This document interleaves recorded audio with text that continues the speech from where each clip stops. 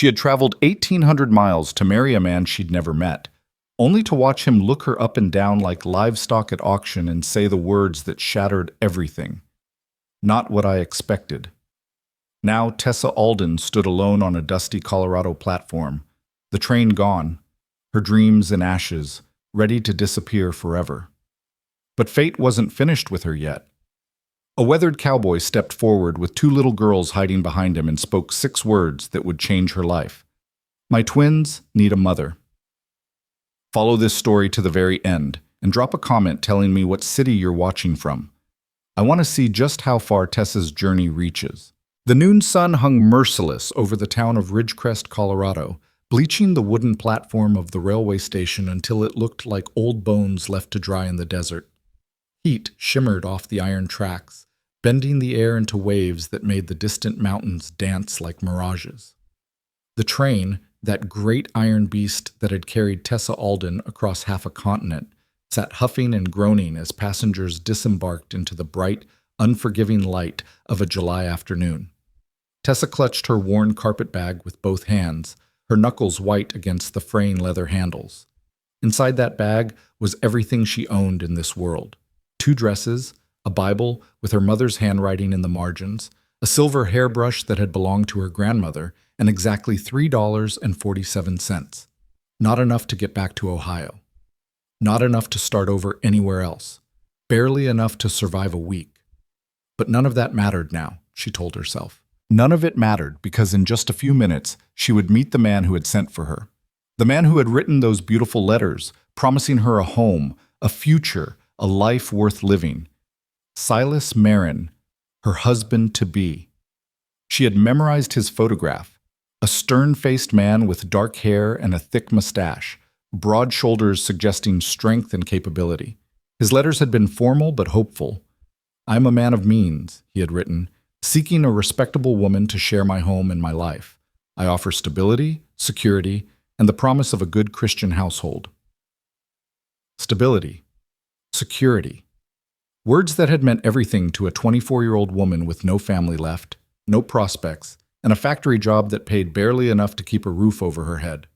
Tessa smoothed down the front of her best dress, a simple navy blue cotton with white buttons that she had scrubbed and pressed 3 times before leaving Ohio.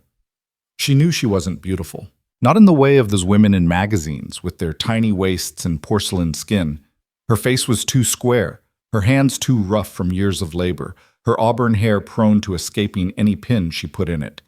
But she was clean, she was presentable, and she had hoped, desperately hoped, that would be enough.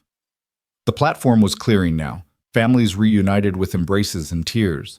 Businessmen strode off toward the town's main street with purposeful steps. A mother gathered her children like a hen collecting chicks, herding them toward a waiting wagon. Tessa stood still, scanning every face that passed. Where was he?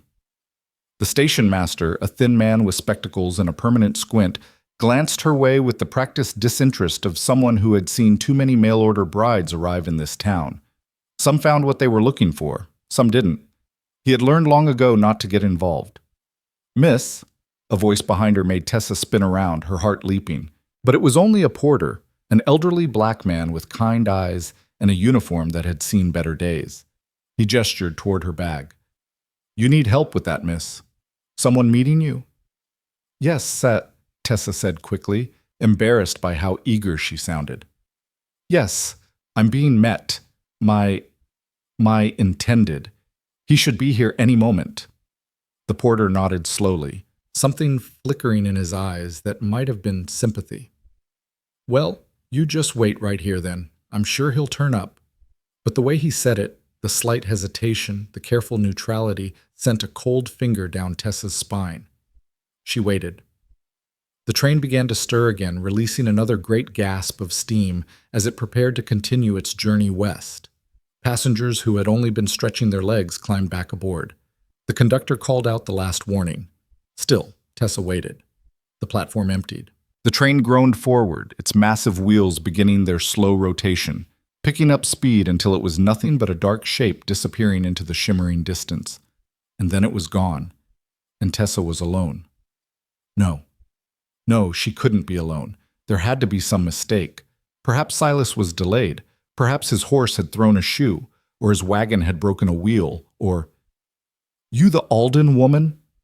The voice came from her left, and Tessa turned so fast she nearly dropped her bag.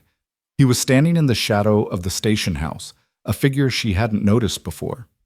As he stepped forward into the light, Tessa's first thought was that he was older than his photograph. The dark hair now shot through with gray, the mustache thicker, the face harder. His eyes moved over her in a slow, assessing sweep that made her feel like a horse being evaluated at market. "Mr. Marin?" Her voice came out smaller than she wanted. "I'm Tessa Alden. I was beginning to worry." "Yeah," he cut her off. "I can see that." He didn't move toward her, didn't smile, didn't offer his hand or any word of welcome. He just stood there, his arms crossed over his chest, his eyes continuing that terrible inspection. Tessa felt her cheeks flush under his gaze. It's very nice to finally meet you in person, Mr. Marin. Your letters were—" "Let me get a look at you." He circled her like she was livestock at auction, and Tessa stood frozen, too shocked to move. Her heart hammered against her ribs. This was wrong. Everything about this was wrong. The man in the letters had been formal, yes, but courteous, respectful. This man looked at her like she was something he'd found stuck to the bottom of his boot. He stopped in front of her again, and his lip curled. "Not what I expected." The words hit her like a physical blow. For a moment, Tessa couldn't breathe. I beg your pardon?" "You heard me." Silas Marin's voice was flat, dismissive. "The matrimonial agency said you were comely, said you were delicate. Look at you. Hands like a farmhand, shoulders like a man's. And that hair." He made a sound of disgust. "They said auburn. That's not auburn, that's red. Might as well be Irish." Tessa's mouth opened, but no sound came out. She felt like the ground was tilting beneath her feet, like the whole world had shifted sideways and left her scrambling for purchase. "Mr. Marin, I don't understand. We exchanged letters for 3 months. You sent money for my passage. You said—" "I said a lot of things." He shrugged, utterly indifferent to the devastation spreading across her face. "A man says what he needs to say to get what he wants, but I wanted a wife I could be proud of. Someone who'd look good on my arm when I do business in Denver. Someone who'd make other men jealous." His eyes raked over her one more time. "You're not that woman." The world went very still. Somewhere in the distance, Tessa could hear the normal sounds of a frontier town.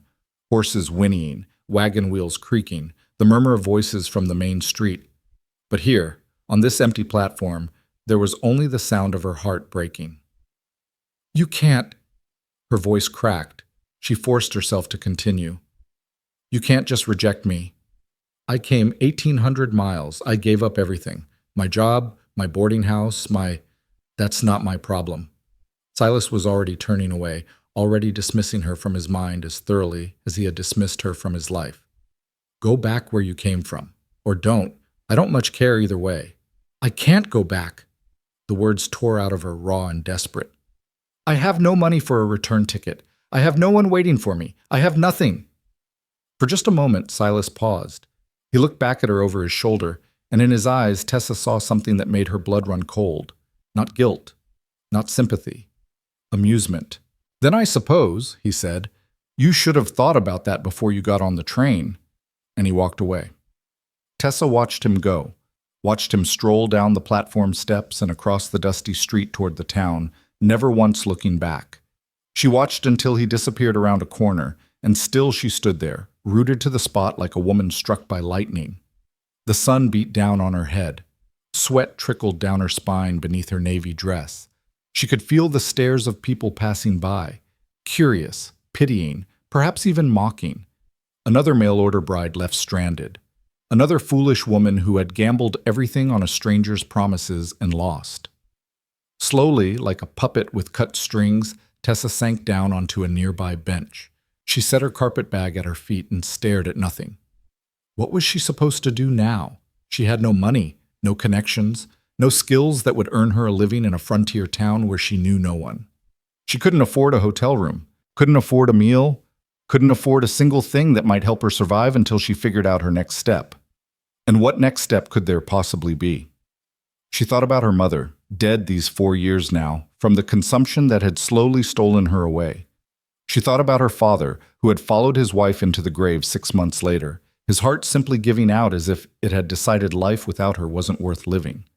She thought about the cramped boarding house in Cincinnati, where she had spent the last 3 years, working 12-hour shifts at the textile factory, saving every penny she could scrape together for this chance, this one desperate chance at a different life. She had dreamed of green pastures, fresh air, a husband who would be kind to her, children, maybe, someday, a family of her own. Instead, she had this: a dusty platform, a worn carpet bag, and the ashes of every hope she had ever allowed herself to hold. For the first time since her mother's funeral, Tessa felt tears burning at the back of her eyes. She blinked them back furiously. She would not cry. Not here, not in public, not where strangers could see her humiliation and add their pity to the weight already crushing her chest. "Excuse me, miss?" The voice was soft, hesitant, so different from Silas Marin's cold dismissal that for a moment Tessa thought she had imagined it. She looked up. A young woman stood before her, perhaps 18 or 19 years old, with a round face and worried brown eyes. She wore the simple dress of a shopgirl or servant, and she twisted her hands together nervously as she spoke. "I'm sorry to bother you, miss, but are you all right? I saw what happened. With Mr. Marin, I mean. Everyone saw." She glanced around as if worried about being overheard. "I just wanted to say, you're not the first. He's done this before, sent for women and then turned them away when they didn't meet his expectations." Tessa stared at her. "What?" "3 times that I know of," the young woman continued, her voice dropping even lower. "Mary Sullivan last spring, she was too short," he said. "Before that there was a widow from Kansas City, too old, and a school teacher from somewhere back east, I don't remember where. Too plain." She paused, her eyes full of genuine sympathy. "It's a kind of sport for him, I think. Makes him feel powerful. The whole town knows, but no one says anything because his family owns half the land around here." The words hit Tessa like a second blow. A sport. Her humiliation, her devastation, her ruined life, nothing but entertainment for a cruel man with too much money and too little conscience. "What happened to them?" Tessa heard herself ask. "The other women?" The young woman's face clouded. "Mary Sullivan found work at the laundry, last I heard. The widow, I don't know, she left town. The school teacher." She hesitated. "There were rumors she went to work at one of the houses on the edge of town. The kind of house where, well, you know." Tessa knew. The young woman seemed to realize she had said too much. She took a step back, her expression shifting to something more guarded. "I should go. I just wanted you to know you're not alone. And if you need help, the church sometimes takes in women who've fallen on hard times. Pastor Williams is a good man. He might be able to—" "Thank you," Tessa interrupted, her voice hollow. "That's very kind." The young woman nodded, gave her one last sympathetic look, and hurried away.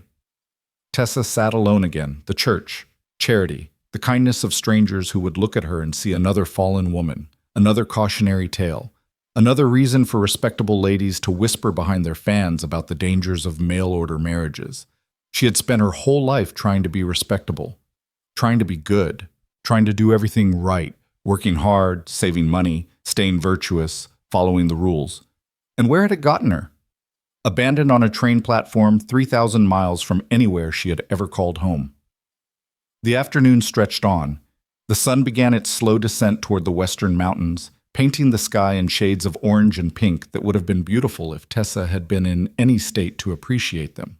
She watched the shadows lengthen across the platform, watched the town slowly come alive with the early evening bustle of people heading home from work, heading to the saloon, heading anywhere but here.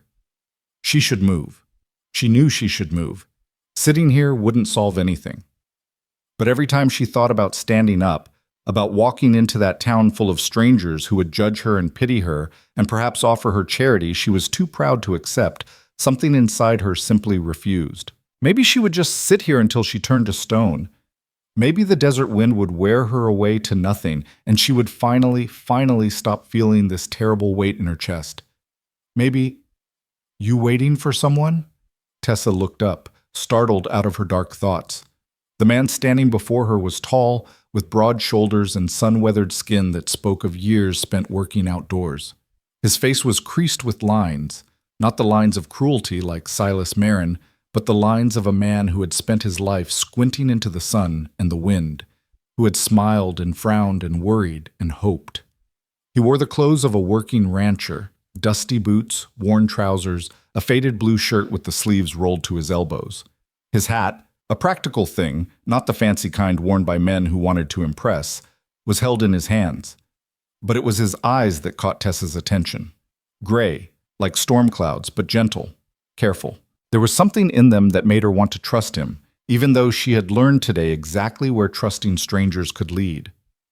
"No," she said, surprised by how steady her voice sounded. "Not anymore." The man nodded slowly, as if this answer made perfect sense. He glanced toward the town, then back at her. Something flickered across his face, uncertainty perhaps, or a decision being made. "I saw you earlier," he said, "when you got off the train. I was here picking up supplies and I saw what happened." Of course he did. Everyone saw. The whole town probably knew her story by now, the foolish mail-order bride who wasn't pretty enough or delicate enough or auburn enough for Silas Marin. "I'm sorry," Tessa said, though she wasn't sure what she was apologizing for. "I must have made quite a spectacle." "No." The word came quick, almost sharp. "No, you didn't. He did. Silas Marin is—" The man stopped himself, pressing his lips together as if physically holding back words he wanted to say. When he spoke again, his voice was more controlled. "He's not a good man. What he did to you wasn't right." "No," Tessa agreed quietly. "It wasn't." They stood in silence for a moment, or rather, he stood and she sat, neither of them quite sure what to say next. The evening breeze had picked up, carrying with it the smell of dust and sage, and something cooking somewhere in town. The man turned his hat in his hands, a nervous gesture that seemed at odds with his solid, capable appearance. "Look, miss, I know this is going to sound strange, and I know you have no reason to trust a stranger after what just happened to you. But I find myself in a difficult situation, and I wonder if maybe you and I might be able to help each other." Tessa's guard went up immediately. She had heard stories about men who preyed on desperate women who offered help only to demand terrible prices in return. But something about this man's manner, the way he kept his distance, the way he addressed her with careful respect, the way he seemed almost more nervous than she was, made her hesitate. "What kind of situation?" she asked. The man took a deep breath. For the first time, Tessa noticed the lines of exhaustion etched around his eyes, the slump in his shoulders that suggested a bone-deep weariness. "My name is Wyatt Lorne," he said. "I have a ranch about 5 miles outside of town. Cattle, mostly, some horses. It's not much, but it's honest work." He paused, seeming to gather himself. "I also have 2 daughters, twins. They're 6 years old. Their mother died 3 years ago, and since then I've been doing my best, but my best isn't good enough anymore." Tessa felt something shift in her chest. Against her will, her defenses lowered just a fraction. "I sent for a bride myself," Wyatt continued. "Through the same agency you used, probably. A woman from Missouri agreed to come out and marry me. Not for love, I didn't expect that. Just for companionship, help. Someone to be a mother to my girls." His voice cracked slightly on the last word. "She was supposed to arrive today, on this train, but she didn't come. Sent a telegram instead saying she'd changed her mind. Found a better offer, apparently. A banker in St. Louis." He laughed, but there was no humor in it. "Can't say I blame her, really. A struggling ranch and 2 wild little girls can't compete with a banker in the city. But it leaves me in a spot, miss. My daughters need someone. They need a woman's influence, a mother's care. I've tried to give them everything, but I can't be what they need. Not fully, not the way things are." Tessa listened, her mind spinning. Was this man really standing here offering her what Silas Marin had just cruelly snatched away? A home? A purpose? "Mr. Lorne, please," he said, holding up a hand. "Let me finish. I know what this sounds like. A stranger approaching you at your lowest moment, offering salvation. I know how men like that operate, and I want you to understand, I'm not one of them. I'm not asking you to marry me or to make any promises. I'm asking if you might consider coming to my ranch just for a few days until you figure out what you want to do next. I'll pay you a fair wage for any work you do.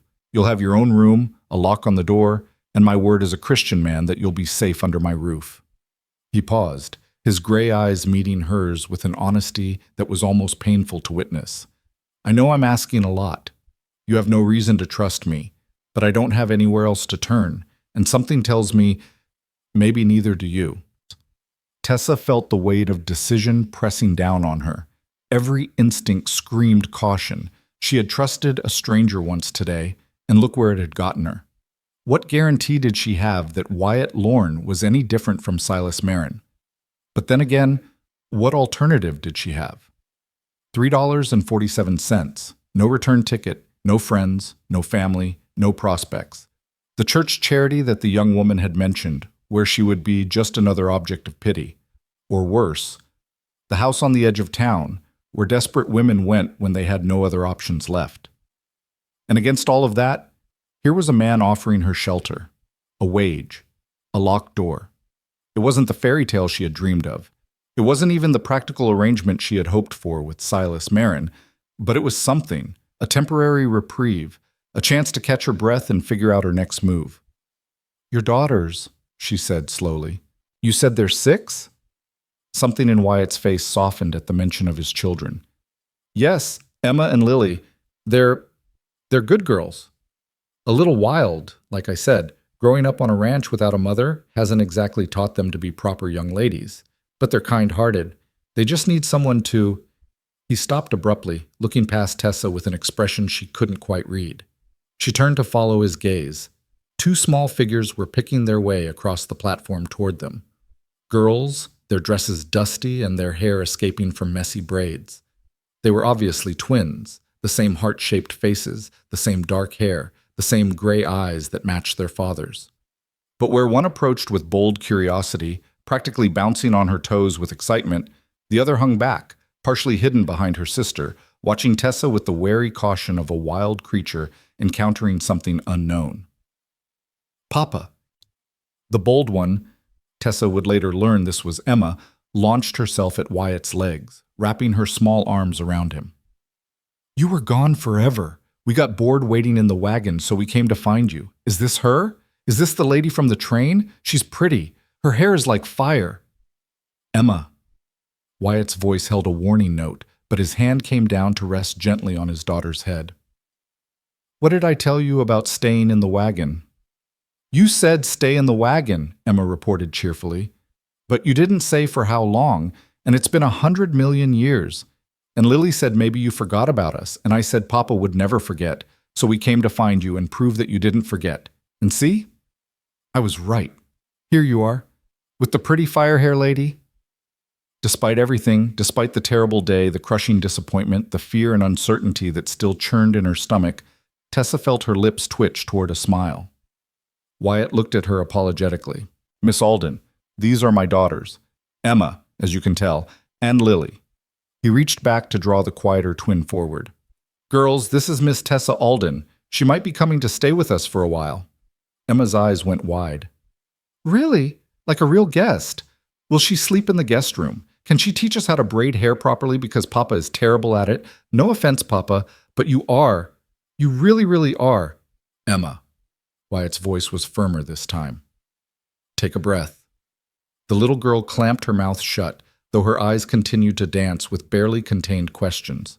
Lily, meanwhile, had not said a word. She stood close to her father's side, one small hand clutching the fabric of his trouser leg, her gray eyes fixed on Tessa with an intensity that was almost unsettling in a 6-year-old. There was something in that gaze that Tessa recognized, the look of someone who had been hurt before and was waiting to be hurt again. "Oh, sweet child," Tessa thought. "I know that look. I've worn it myself." She knelt down, bringing herself to the girl's eye level. Emma immediately took this as an invitation, moving closer with the eager fearlessness of the young and trusting. But Tessa's attention was on Lily. "Hello, Lily," she said softly. "That's a very pretty name. Did you know that lilies are my favorite flower?"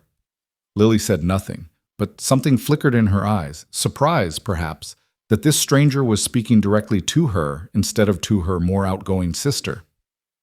"I had a garden once," Tessa continued, keeping her voice gentle. "Back in Ohio, before I came here. It was just a window box, really, nothing special, but I grew lilies in it, white ones. They bloomed every spring, and they always made me smile." Still nothing from Lily, but her grip on her father's trouser leg loosened, just slightly. "Miss Alden," Wyatt said, and something in his voice made Tessa look up. He was watching her interact with his daughters, and on his weathered face was an expression of cautious, fragile hope. "I know I'm asking a lot, and I understand if you say no, but would you be willing to give us a chance?" Tessa looked at the man standing before her, a widower raising 2 daughters alone, clearly struggling, clearly desperate, but also clearly decent. She looked at Emma, with her bright eyes and irrepressible energy. She looked at Lily, with her guarded heart and her desperate need for someone to see past her walls. She thought about Silas Marin and his cold rejection and the cruel sport he made of other people's hopes. She thought about the house on the edge of town. She thought about her mother, who had always told her that God worked in mysterious ways, that doors closed so that windows could open. Maybe this was her window. "All right," Tessa heard herself say. "I'll come with you, just for a few days until I figure things out." Emma let out a squeal of delight and did a little jumping dance that would have been comical under other circumstances. Lily said nothing, but her eyes widened slightly, and she didn't look away. Wyatt nodded, relief flooding his features. "Thank you, Miss Alden. You won't regret this. I promise you, on my honor, you won't regret this." As Tessa rose to her feet, picking up her worn carpet bag, she wasn't sure if she believed him.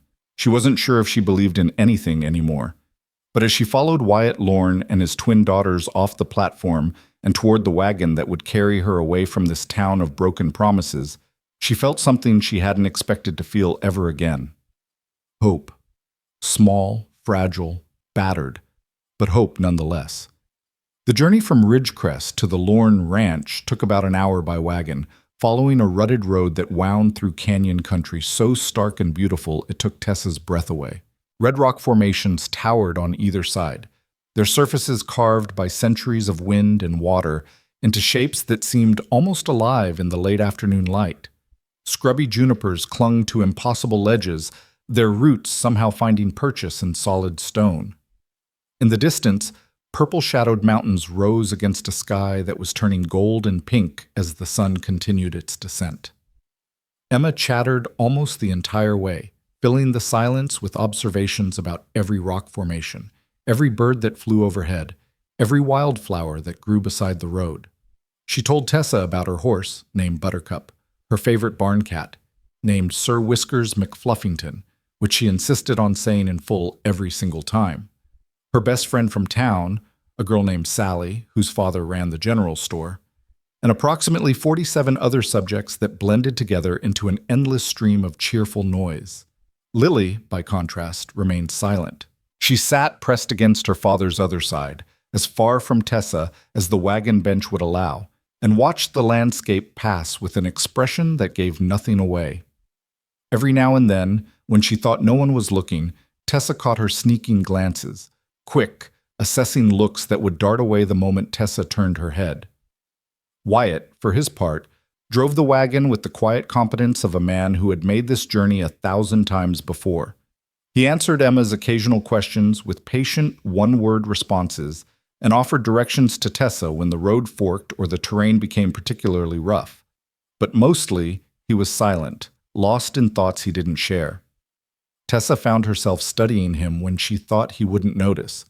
There was something about Wyatt Lorne that she couldn't quite figure out, a depth behind his calm exterior that suggested currents running far below the surface. His letters, not that she had received any letters from him, she reminded herself. She had never heard of him before today, might have been simple and practical, but the man himself seemed to carry whole volumes of unspoken stories in the lines of his face. What had his wife been like? How had she died? What had the past 3 years been like for him, raising 2 young girls alone on a remote ranch? And why did looking at him make something flutter in her chest in a way that had nothing to do with fear? "Stop it," Tessa told herself sternly. You're not here for romance. You're not here for anything except survival. Don't make the same mistake twice in one day." As if sensing her thoughts, Wyatt glanced her way. Their eyes met for just a moment, and something passed between them, an acknowledgement perhaps of the strange circumstances that had brought them together. Then he looked away, turning his attention back to the road, and the moment was gone. The ranch, when they finally reached it, was not what Tessa had expected. In her imagination, fueled by dime novels and frontier stories, she had pictured something grand, a sprawling homestead with whitewashed fences and a big red barn, maybe a windmill turning lazily in the breeze. The reality was considerably more modest, a small cabin of weathered wood, a barn that had seen better days, a corral where a handful of horses stood watching their arrival with pricked ears. Everything had the look of hard use and harder times, of a place where survival took precedence over beauty. But it was clean. Tessa noticed that immediately. The porch had been swept recently. The windows, though few, were clear of dirt. Someone had planted flowers along the front of the cabin. Wildflowers, by the look of them, struggling but alive. A home. Humble, yes. Struggling, certainly. But a home nonetheless. "It's not much," Wyatt said, pulling the wagon to a stop. There was something almost apologetic in his voice. "I know it doesn't compare to—" "It's perfect," Tessa interrupted, surprising herself with the word. Wyatt looked at her, clearly uncertain whether she was serious or simply being polite. Tessa met his gaze steadily. "I grew up in a one-room apartment above a butcher shop," she said. "My parents slept in the main room, and I slept in a closet that had been converted into a bedroom. This—" She gestured at the cabin, the barn, the wide-open sky. "This is more space than I've ever had in my life." Something shifted in Wyatt's expression. The wariness that had been there since they met seemed to ease, just slightly. "Well then," he said, "let me show you around." The tour didn't take long. The cabin had 4 rooms, a main area that served as kitchen and living space, 2 small bedrooms, and a storage room that Wyatt said had been intended as a nursery before. He trailed off, leaving the sentence unfinished, and Tessa didn't press.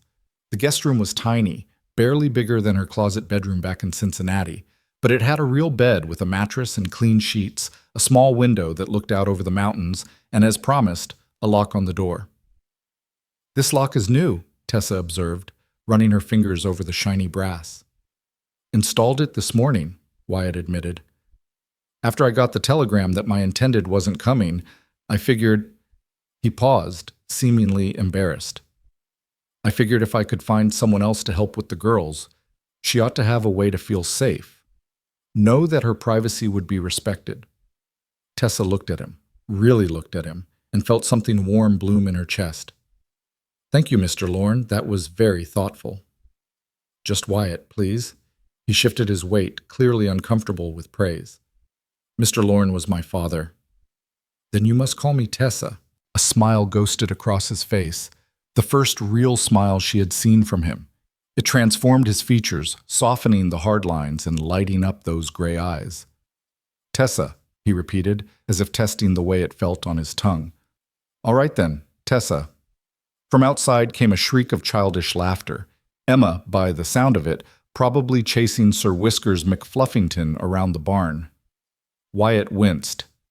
"I should go make sure she hasn't gotten herself into trouble. Will you be all right for a few minutes?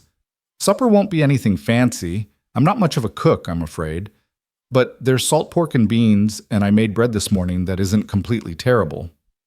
"I can cook," Tessa said automatically. "I mean, if you'd like, if you'd find that helpful. I'm not a chef by any means, but I can make a decent meal out of most anything." Wyatt's eyes widened slightly. "You'd do that? After the day you've had?" "Cooking is soothing to me," Tessa said, and it was true. "It gives my hands something to do while my mind settles. If you'll show me where everything is, I'd be happy to make supper." For a long moment, Wyatt just looked at her. There was something in his expression that Tessa couldn't quite name. Gratitude, maybe, or wonder, or something softer still. "Tessa Alden," he said finally, "I think God might have sent you to us." Then he was gone, his boots loud on the wooden floor as he went to wrangle his children, and Tessa was left alone in the small kitchen with her thoughts and a sudden, overwhelming urge to cry. But she didn't cry. Instead, she rolled up her sleeves, found an apron hanging from a hook by the door, and got to work. Supper that night was simple. The salt pork and beans Wyatt had mentioned, dressed up with some onions and molasses Tessa found in the pantry, along with the bread, which was, as promised, not completely terrible, and some preserved peaches for dessert. It wasn't fancy, but it was warm and filling, and the way Wyatt's eyes lit up when he took his first bite told Tessa everything she needed to know. The twins sat across from her at the rough wooden table, Emma attacking her food with the enthusiasm of a much larger person, and Lily picking at hers with the careful delicacy of a bird. Tessa made no comment on either approach, simply eating her own meal and letting the silence stretch comfortably. After about 10 minutes, Emma put down her fork and fixed Tessa with a penetrating stare. "Miss Tessa," she said, in the tone of a prosecutor about to cross-examine a witness, "are you going to be our new mother?" Tessa nearly choked on her beans. "Emma!" Wyatt's voice was sharp with embarrassment. "That's not an appropriate question." "Why not? Sally's mother died and her father married a new lady, and now Sally has a new mother, and she says it's really nice because her new mother knows how to do hair and makes really good cookies." "I want a mother who can do hair. No offense, Papa." "Emma, that's enough." But the little girl was not to be deterred. "Papa brought you home, didn't he? And you're sleeping in our house, and you made us supper. That's what mothers do. So are you going to be our mother or not?"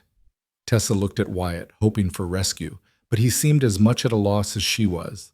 His face had gone red beneath his tan, and he was staring at his plate as if hoping it might offer answers. "I'm just staying for a few days," Tessa said carefully, turning back to Emma, "to help out while I figure out my next steps. I'm not anyone's mother." "But you could be," Emma pressed, "if you wanted to. You're nice, and you made good supper, and Lily likes you." This last statement was delivered with absolute confidence, despite the fact that Lily had not said a single word to Tessa since they'd met. Tessa glanced at the quieter twin, who was studying her plate with intense concentration, her cheeks pink. "Does she?" Tessa asked softly. "She does," Emma said, as if this were established fact. "She told me, when you were talking about the lilies, she said she wished someone had named a flower after her." Lily's head snapped up, her eyes wide with betrayal. "I did not." "You did so. You said—" "I didn't say anything. You're a liar, Emma Lorne." "I am not." "You're the liar. You said—" "Girls!" Wyatt's voice cut through the escalating argument with the force of a thunderclap.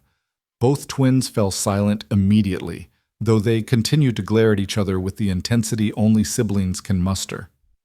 "That's enough. We have a guest. You will both be polite, or you will both go to bed without dessert." This threat, apparently a dire one, given the preserved peaches waiting on the counter, was enough to subdue even Emma. She picked up her fork again and returned to her meal, though not without one last mutinous look at her sister. Lily, for her part, had gone very still. Her eyes were fixed on her plate again, but Tessa could see the glisten of tears threatening at their corners. She's embarrassed, Tessa realized. Emma exposed something she didn't want anyone to know, and now she's humiliated. Without thinking, Tessa reached into her pocket and pulled out a handkerchief. Plain white cotton, nothing special, but it had her initials embroidered in the corner in thread that had once been blue but had faded to gray from many washings.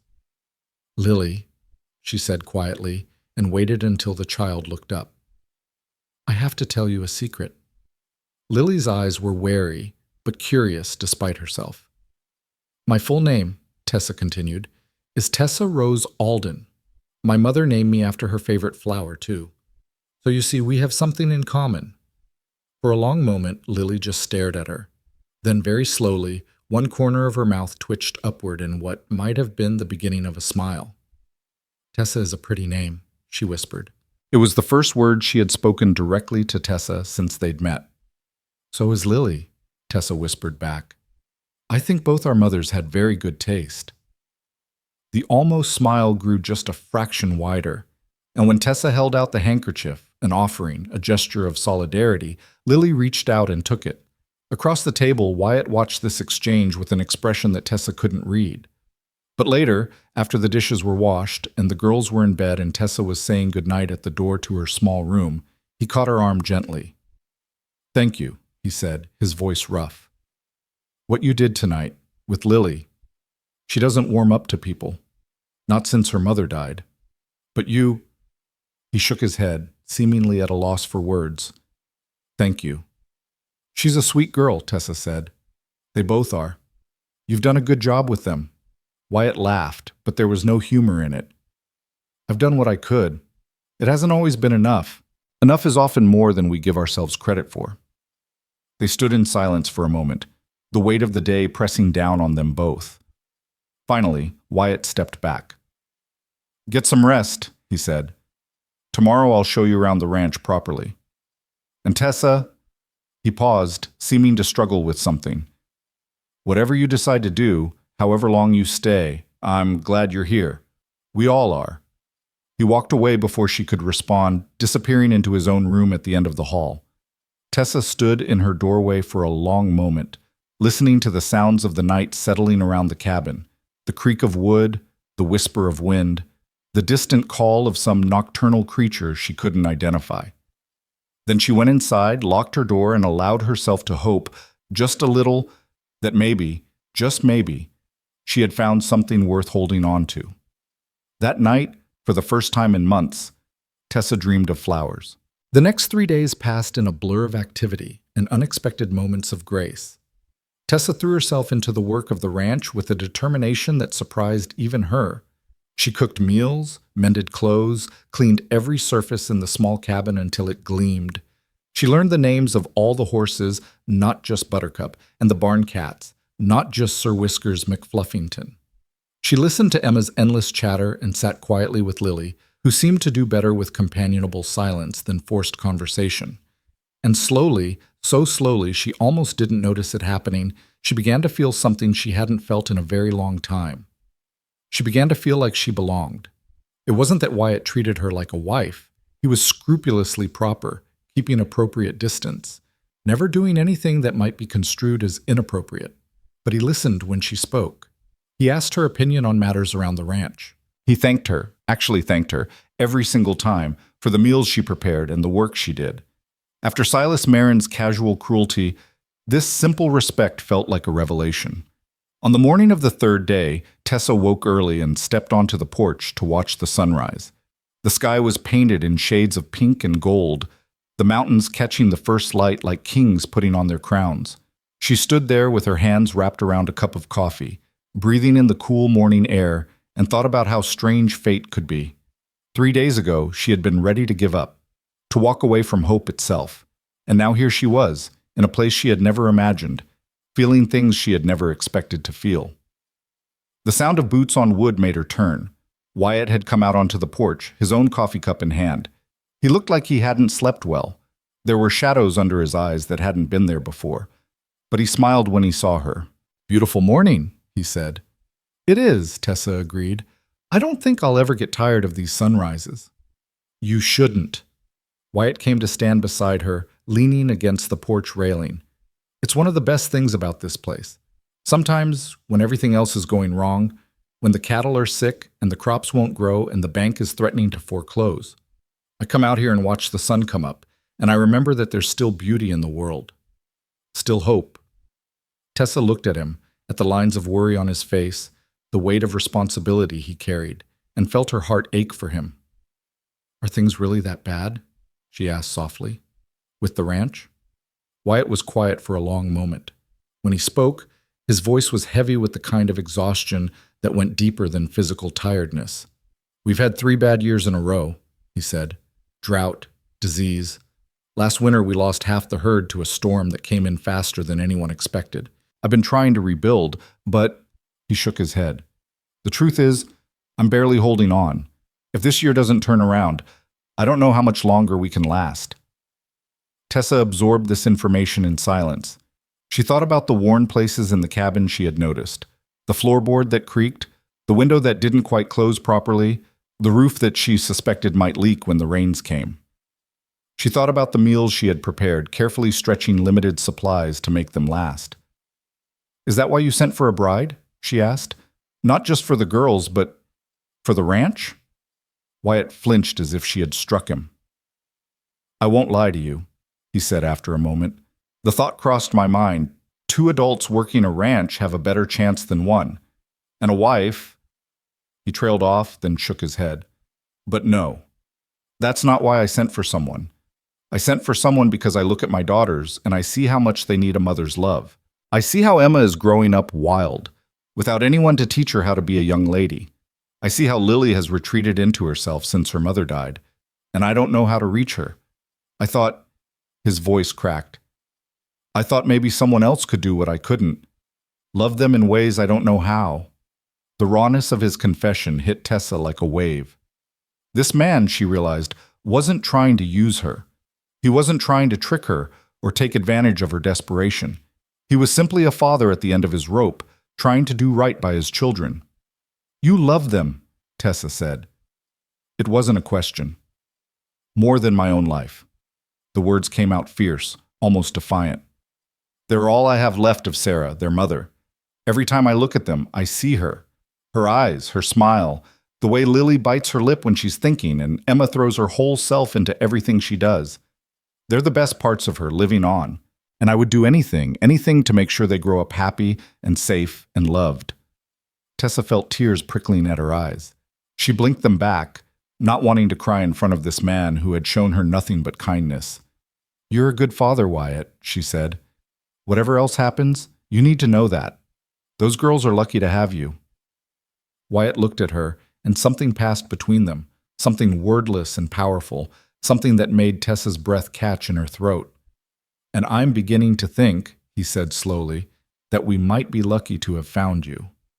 The moment stretched between them, charged with possibility. Tessa felt herself leaning slightly toward him, drawn by some invisible force she couldn't name. A crash from inside the cabin shattered the spell. Both adults spun toward the door, alarmed. Girls? Wyatt called out. It was Emma's fault, came Lily's voice. Was not. Was not. Was not. Was not. Was too. You knocked over the... Wyatt sighed, but there was a fondness in the sound that made Tessa smile despite herself. I should go see what they've destroyed, he said, already moving toward the door. He paused on the threshold, looking back at her. Tessa, thank you. For listening, for not judging, for everything. Then he was gone, and Tessa was alone with her coffee and the sunrise and a heart that felt fuller than it had in a very long time.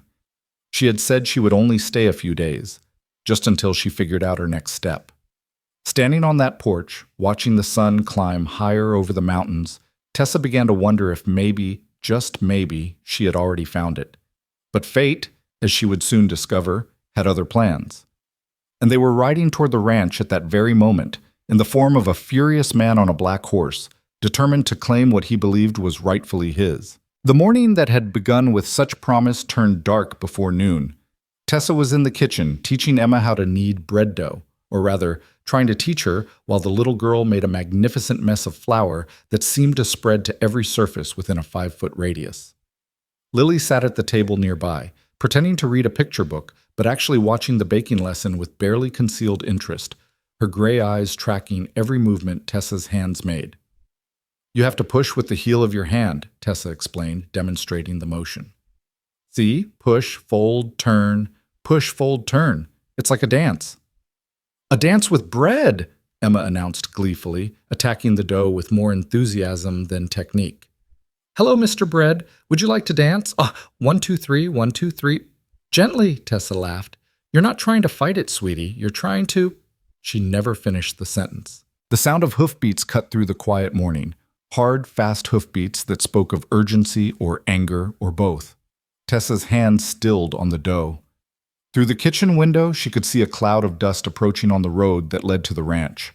A single rider, pushing his horse hard. Something cold and heavy settled in Tessa's stomach. Emma, Lily, she said, keeping her voice calm with an effort that cost her dearly. Why don't you two go wash up in the back room? You've got flour everywhere. But I want to see who's coming, Emma protested. Now, please. Something in Tessa's tone must have communicated itself to the children because, for once, Emma didn't argue. She grabbed her sister's hand and pulled her toward the back of the cabin, casting curious glances over her shoulder. Tessa wiped her hands on her apron and moved to the window, her heart pounding against her ribs like a trapped bird. The rider was closer now, close enough that she could make out details. A black horse, lathered with sweat. A dark-haired man in expensive clothes, his face twisted with rage. Silas Marin. For one wild moment, Tessa considered running. There was a back door. She could grab the girls and flee into the canyon country, lose themselves in the maze of red rocks and hidden valleys. But even as the thought formed, she knew it was foolish. Where would they go? How long could they survive? And what would Wyatt think when he came back from checking the cattle to find his home abandoned? No, she would not run. She had done nothing wrong, and she would not let this man make her feel like a criminal. But God, she was afraid. The hoofbeats stopped.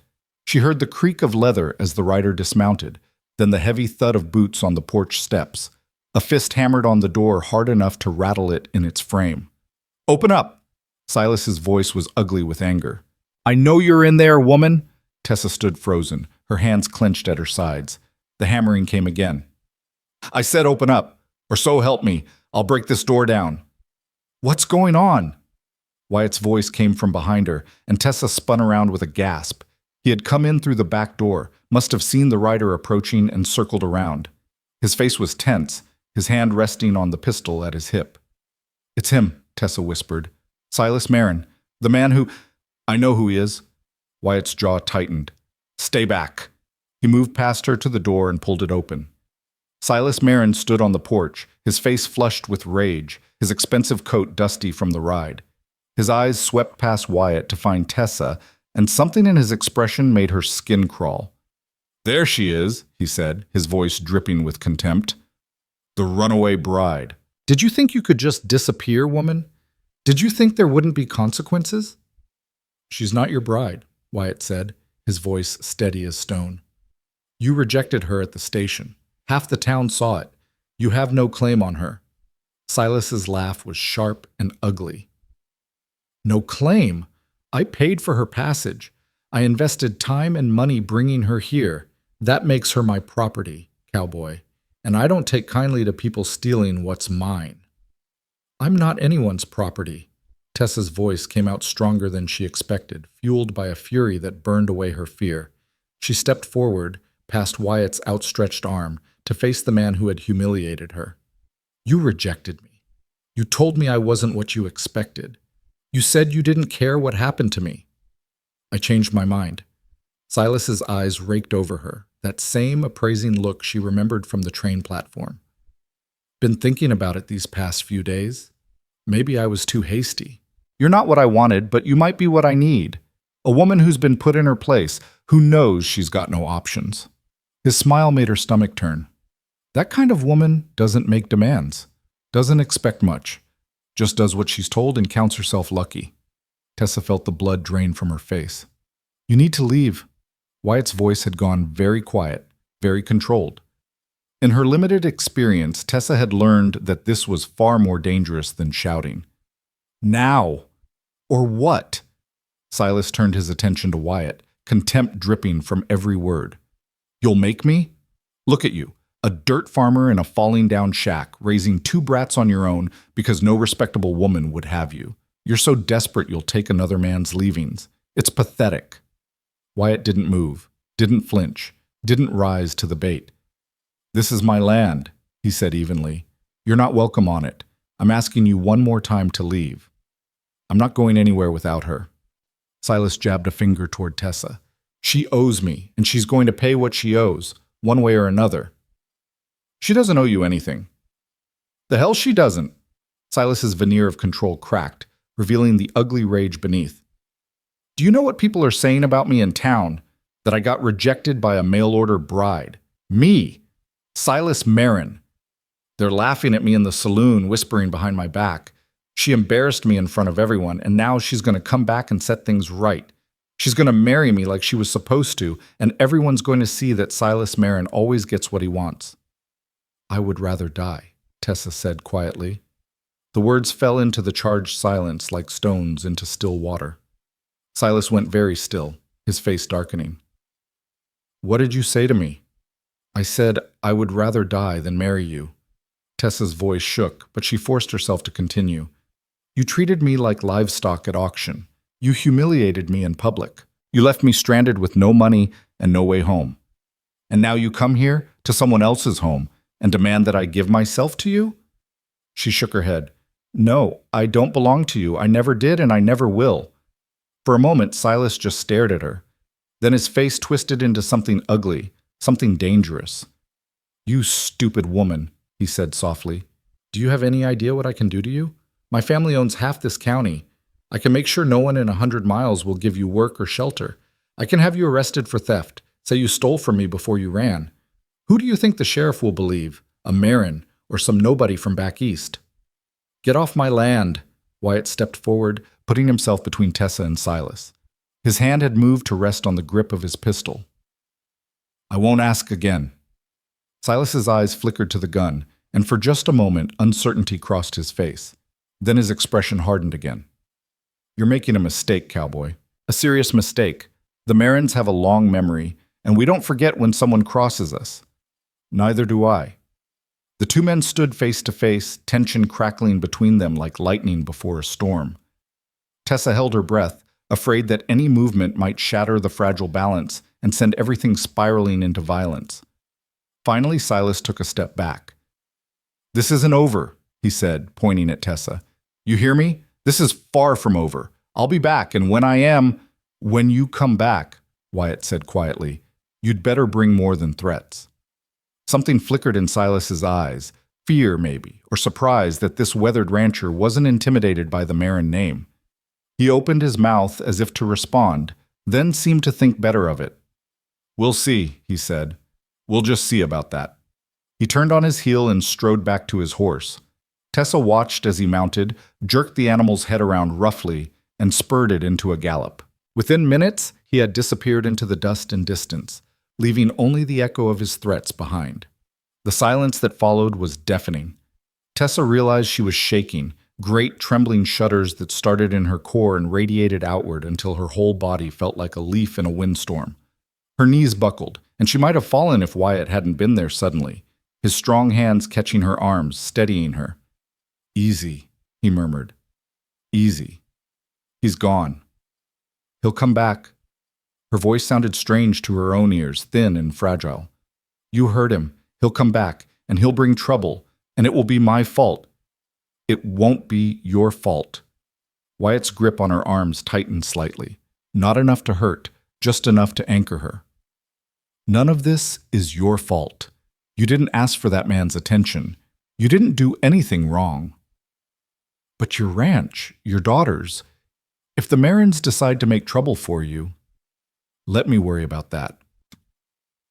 Tessa looked up at him, into those gray eyes that held no judgment, no blame, only a fierce protective determination that made her heart ache.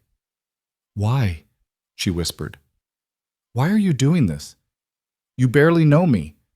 I'm nothing to you, just a stranger you found on a train platform 3 days ago. Why would you risk your livelihood, your family, everything you've built, for someone like me? Wyatt was quiet for a long moment. When he spoke, his voice was rough with emotion. Because someone should have done this for my Sarah. The name hung in the air between them, weighted with grief and memory. Her family didn't approve of me, Wyatt continued, the words coming slowly, as if each one cost him something. I was just a cowhand then, working on her father's ranch.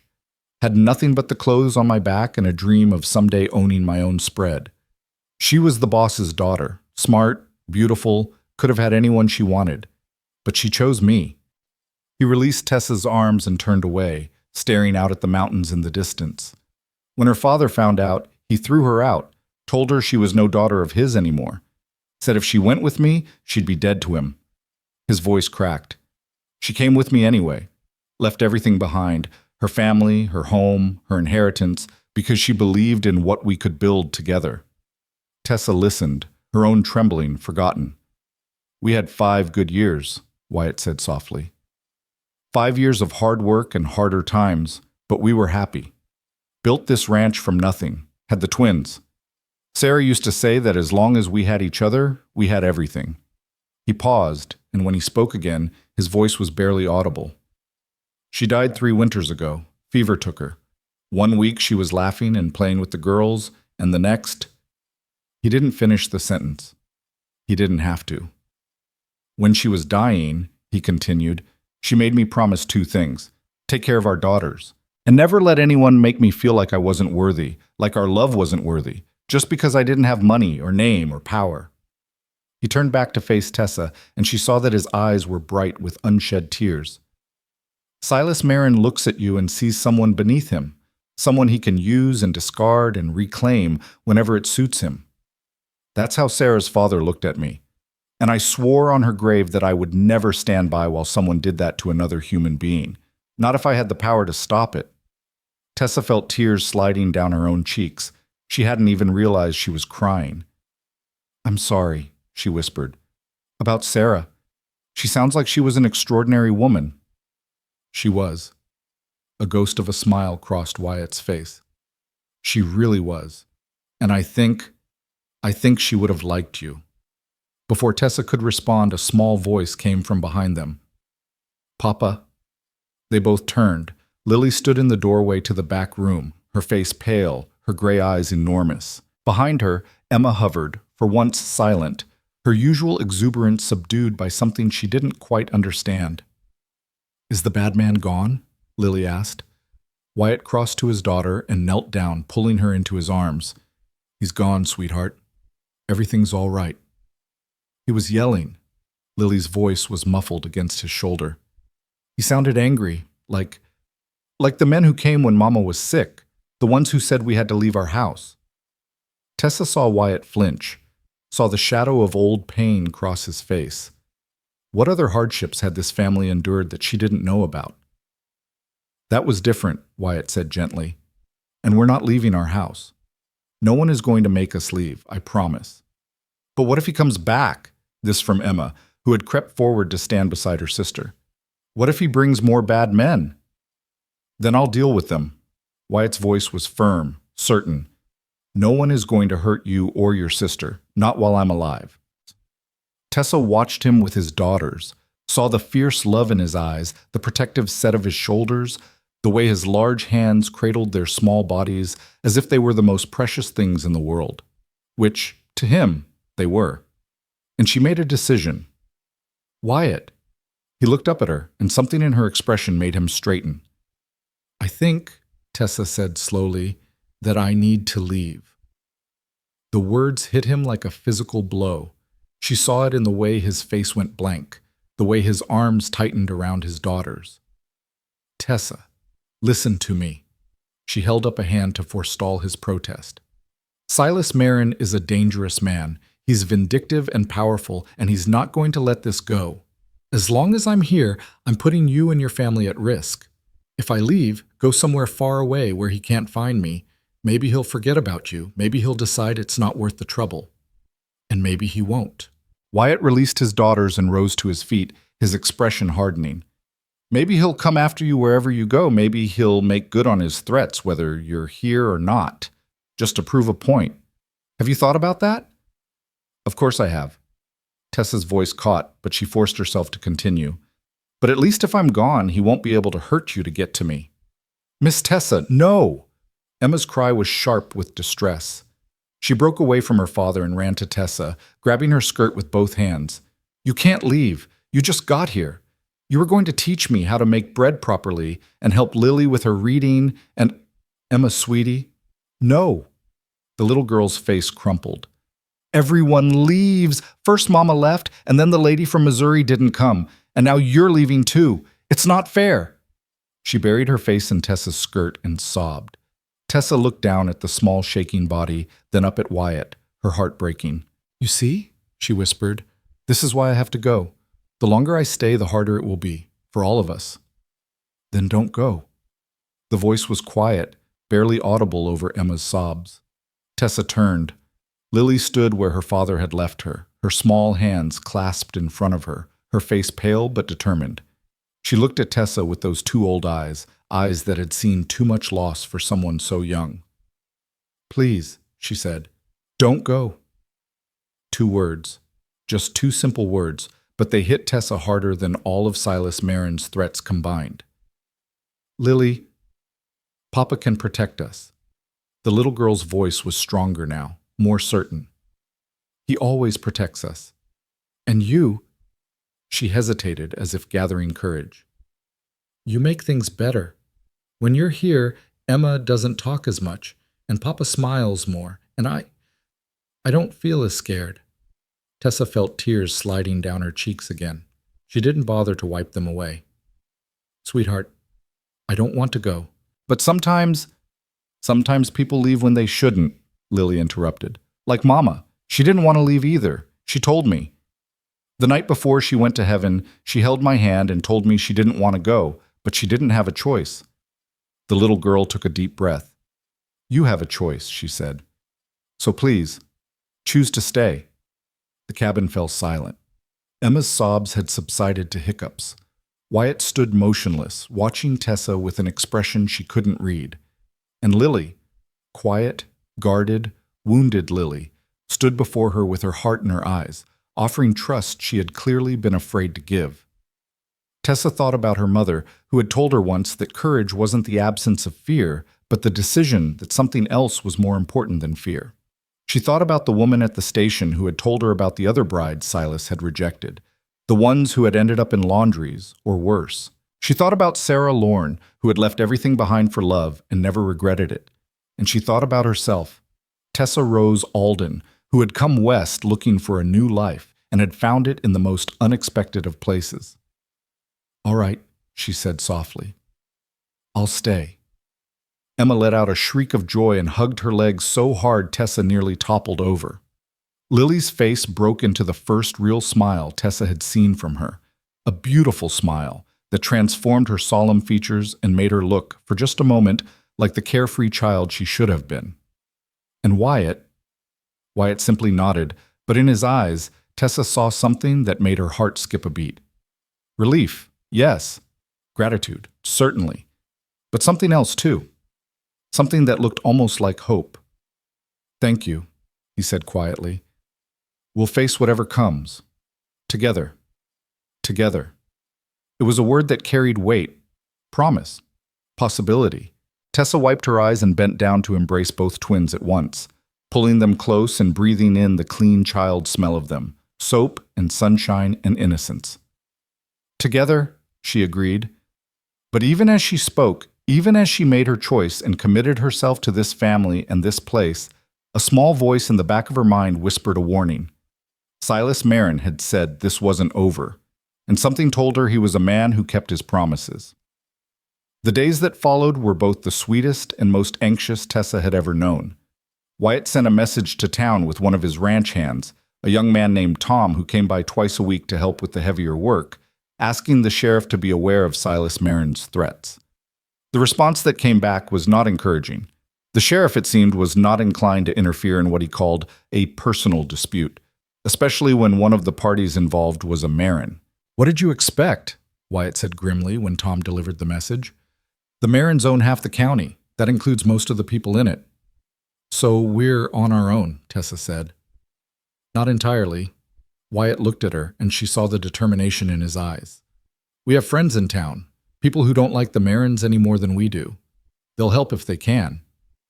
It wasn't much comfort, but it was something. In the meantime, life on the ranch continued. There was work to be done, always work, Tessa was learning. Cattle to tend, horses to feed, fences to mend, 100 small tasks that kept the place running. She threw herself into it with a determination that surprised even her, finding in the hard physical labor a kind of peace she had never known in the factories of Cincinnati. And slowly, day by day, she began to build something she had never dared to hope for, a family. It happened in small moments. Morning coffee on the porch with Wyatt, watching the sun paint the mountains gold, afternoon lessons with the twins, teaching Emma to read and Lily to write her letters, marveling at how quickly both girls learned. Evening meals around the rough wooden table, laughter echoing off the cabin walls as Emma told elaborate stories about Sir Whiskers McFluffington's adventures. Bedtime became Tessa's favorite ritual. She would sit on the edge of the girls' shared bed, a narrow thing barely big enough for both of them, and read from the Bible her mother had given her. Not the fire and brimstone passages that had frightened her as a child, but the gentle ones. The Lord is my shepherd. Let the little children come to me. Love is patient. Love is kind. Sometimes, as she read, she would look up to find Wyatt watching from the doorway. Their eyes would meet across the small room, and something would pass between them, something unspoken but understood. A recognition, a connection, a promise waiting to be made. It was on the 7th night of her stay, a week since she had arrived in Ridgecrest, a week that felt like both a lifetime and no time at all, that things changed between them. The twins were asleep, their breathing soft and even in the darkness. Tessa had just finished tucking the blanket around them when she turned to find Wyatt still in the doorway, not watching the girls this time, but watching her. "Can I talk to you?" he asked quietly. "On the porch?"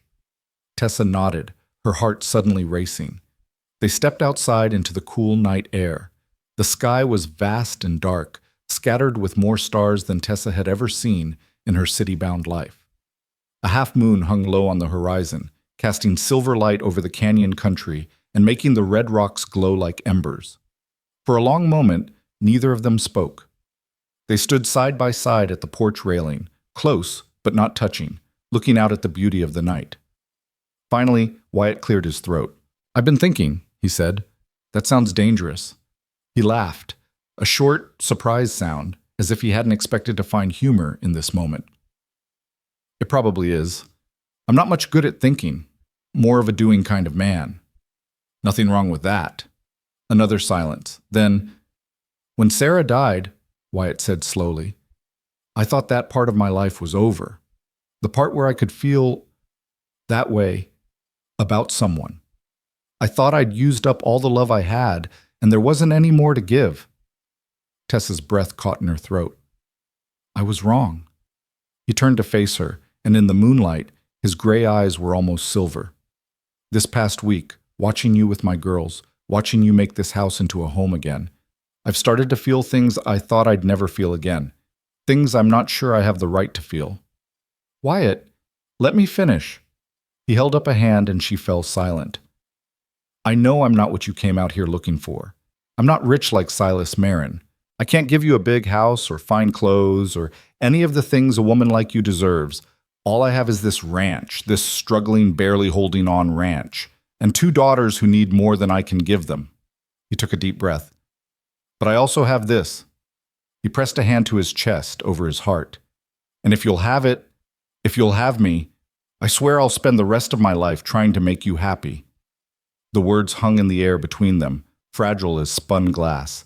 Tessa felt tears pricking at her eyes. She opened her mouth to respond, but before she could speak, Wyatt continued. "I'm not asking you to answer now. I know this is fast, too fast probably. You've been here a week, and we barely know each other, and you've got every reason not to trust any man who asks anything of you. He ran a hand through his hair, a gesture of frustration. "I needed you to know how I feel. Whatever you decide, wherever this goes, I needed you to know that you're not just hired help to me. You're not just the woman who takes care of my daughters. You're Wyatt." He stopped, looking at her with something like fear in his eyes. Tessa stepped closer to him, close enough to see the pulse jumping in his throat, close enough to smell the clean scent of him, leather and sage and honest sweat.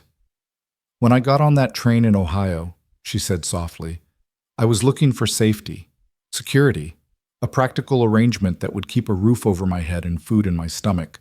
That's all I thought I could hope for." She reached up and laid her hand against his cheek, feeling the rough stubble beneath her palm. "I never expected this. I never expected you." Wyatt's breath caught. "I don't have an answer for you," Tessa continued. "Not yet. There's still so much I don't know. About you, about this place, about what kind of future we could build together. And there's Silas Marin to worry about, and your ranch, and 100 other things that could go wrong." She felt him tense, felt him start to pull away, and tightened her grip. "But I do know this," she said. "When I'm with you, I feel something I've never felt before. Safe, seen, like I matter. Not for what I can do or what I look like, but for who I am." She rose up on her toes and pressed a gentle kiss to his cheek. "Give me time," she whispered. Let me learn who you are. Let me be sure. And if, after everything, we both still feel this way, then, his voice was rough, then we'll face every sunrise together. For a long moment, Wyatt simply looked at her. Then slowly a smile spread across his face, a real smile, warm and bright, that made his gray eyes shine like stars. I can wait, he said. For you, Tessa Alden, I can wait forever. He took her hand and pressed it to his lips, a gesture so tender and old-fashioned that it made her heart ache. Now, he said, you should get some sleep. Tomorrow's going to be a long day. Why? What's tomorrow? Market day in town. I need to sell some cattle, and I thought you and the girls might like to come. See Ridgecrest properly, meet some of the neighbors. Tessa hesitated. Is that safe?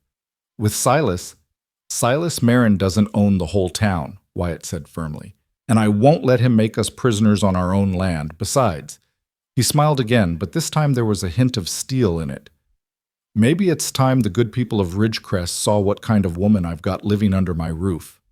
Let them see for themselves that Silas Marin's judgment isn't worth a damn. Despite everything, Tessa found herself smiling back. All right, she said. Market day it is. That night, lying in her small room with the moonlight streaming through the window, Tessa thought about everything that had happened since she'd stepped off that train a week ago. The humiliation, the despair, the unexpected kindness of a stranger, the growing love of two little girls. And now, this. Whatever this was.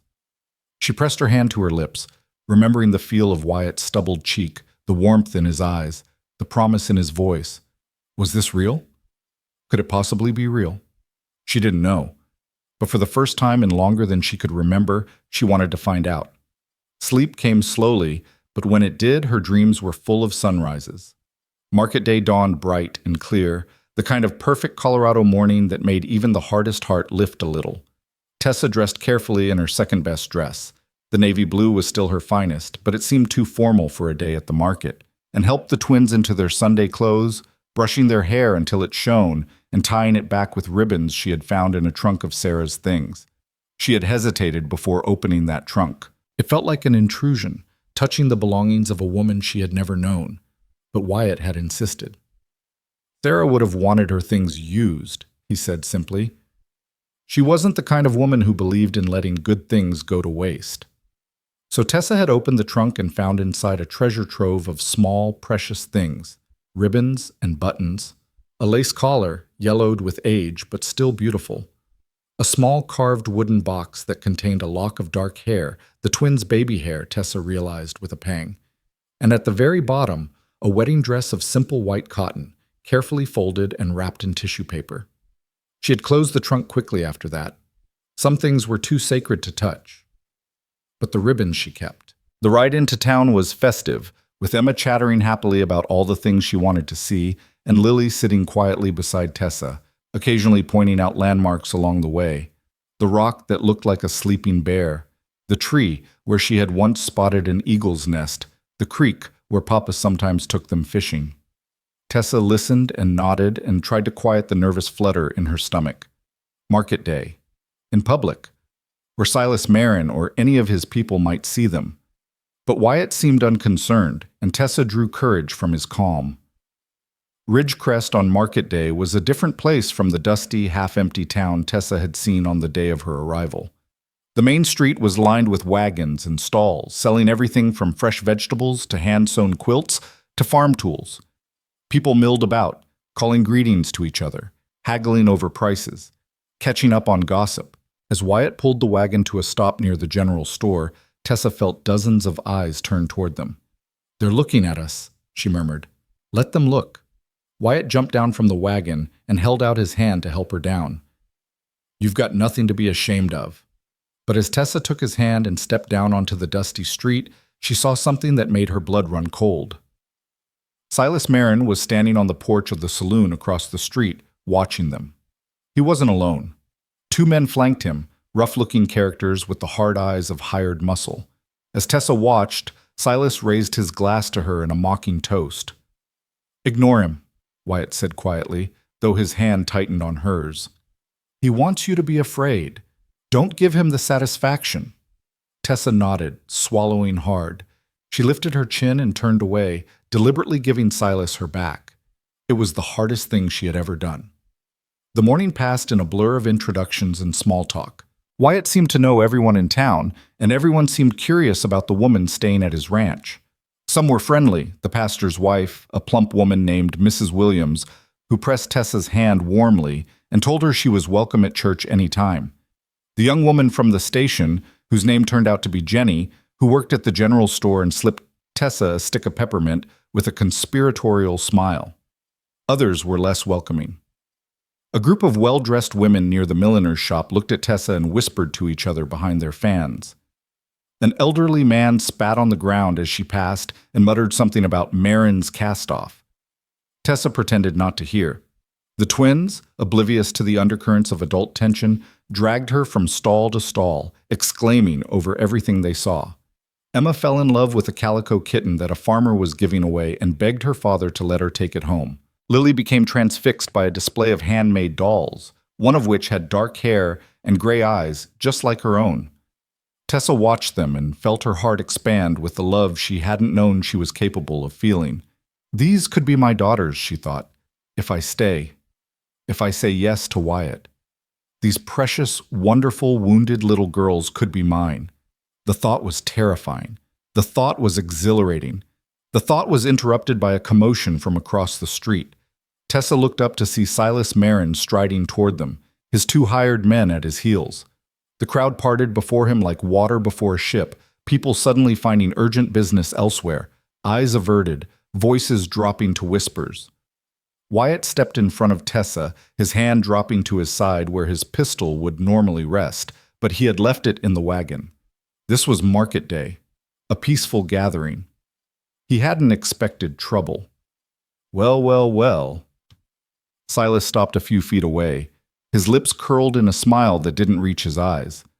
Playing house at the market, are we? How touching. What do you want, Marin? Wyatt's voice was flat. What I've always wanted. Silas's gaze slid past Wyatt to find Tessa. Her. The twins had gone silent. Emma pressed against Tessa's side. Her earlier cheerfulness vanished. Lily stood frozen, her face pale. You're not getting her, Wyatt said. I thought I made that clear. Did you? Silas cocked his head, affecting confusion. Because I don't recall agreeing to that. In fact, I recall telling you that this wasn't over, and it's not. He snapped his fingers, and one of his hired men stepped forward, holding a piece of paper. This is a promissory note, Silas said, his voice loud enough to carry to the watching crowd. Signed by one Tessa Alden, promising to repay the sum of $47 for rail passage from Cincinnati, Ohio to Ridgecrest, Colorado. Payment due upon arrival. He smiled. She hasn't paid. That makes her a debtor. And in this territory, debtors can be compelled to work off their debts. Tessa felt the blood drain from her face. She had signed that note, had signed it without really understanding what she was agreeing to. So desperate was she to escape her life in Ohio. That note is fraudulent, Wyatt said. The passage was supposed to be a gift, part of the marriage arrangement. You can't I? Silas's smile widened. I have the paper right here, signed in her own hand. I have witnesses who saw the transaction, and I have the law on my side. Or haven't you noticed who owns the law in this town? He gestured, and the sheriff stepped out of the crowd. Tessa recognized him from Wyatt's description, a paunchy man with a weak chin and nervous eyes. He wouldn't meet Wyatt's gaze. I'm sorry, Wyatt, the sheriff said, though he didn't sound sorry at all. But the law's the law. If she owes the money and can't pay, she's got to work it off. Unless someone pays the debt for her. $47. It might as well have been $47,000. Wyatt didn't have that kind of money to spare, not with the ranch struggling and the winter coming. This is it, Tessa thought numbly. This is how it ends.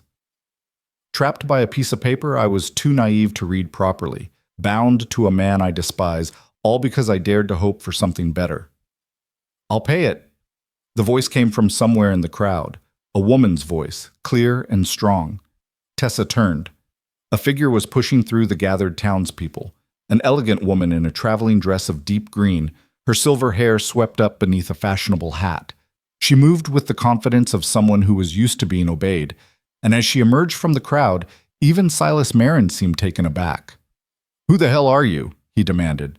The woman drew herself up to her full height, which was considerable, and fixed him with a look that could have frozen fire. "My name," she said, "is Adelaide Marin, and I believe I have some business to discuss with my nephew." The silence that fell over the marketplace was absolute. Even the horses seemed to hold their breath, their ears pricked forward as if sensing the shift in the air. Tessa stared at the elegant woman who had emerged from the crowd like an apparition, her mind struggling to process what she had just heard. Adelaide Marin, Silas's aunt.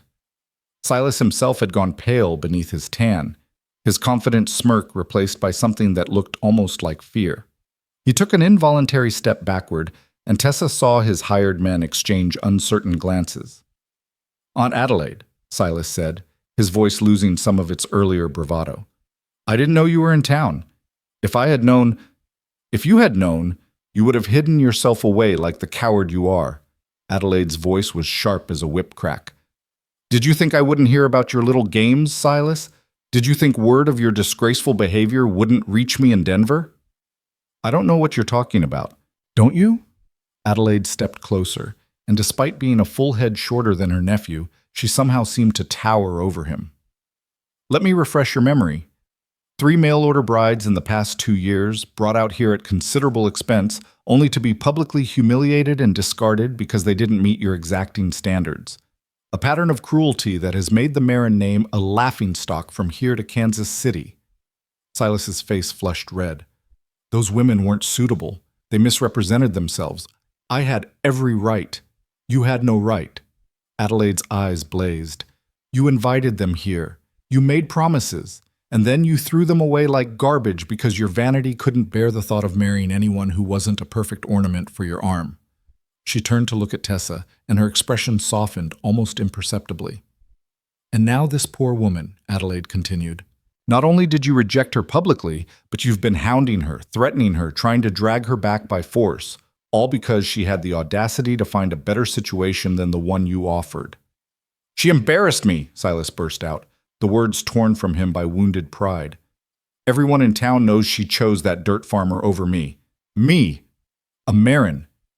Do you have any idea what that's done to my reputation?" "I know exactly what it's done to your reputation." Adelaide's voice could have cut glass. "It's shown everyone what you really are. A petty, vindictive little man who can't stand the thought that a woman might prefer kindness over wealth." The crowd was watching with rapt attention, drinking in every word.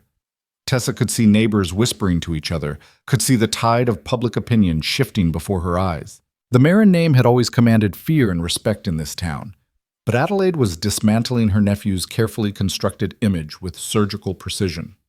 Silas must have sensed it too, because his expression turned desperate. "She owes me money," he said, thrusting the promissory note forward like a shield. "I have her signature right here. The law says nothing about fraudulent debt agreements." Adelaide plucked the paper from his hand and examined it with a contemptuous eye. "This note stipulates payment upon arrival as a condition of marriage. Since you rejected the marriage, the condition is void. Any competent lawyer would tell you the same thing, if you'd bothered to consult one before making a fool of yourself in public." She tore the paper in half. Silas made a strangled sound of protest. "Furthermore," Adelaide continued, dropping the pieces at his feet, "I will be writing to your father to inform him of your conduct. I suspect he will have strong opinions about how you've been representing the family name." All the color drained from Silas's face. His father, the patriarch of the Marin family, a man whose approval Silas had spent his entire life desperately seeking, was apparently a formidable figure even by Adelaide's standards. "Aunt Adelaide, please. There's no need to involve father. You were simply behaving like a spoiled child who never learned that other people have feelings." Adelaide's voice brooked no argument. "Go home, Silas. Go home and reflect on your actions.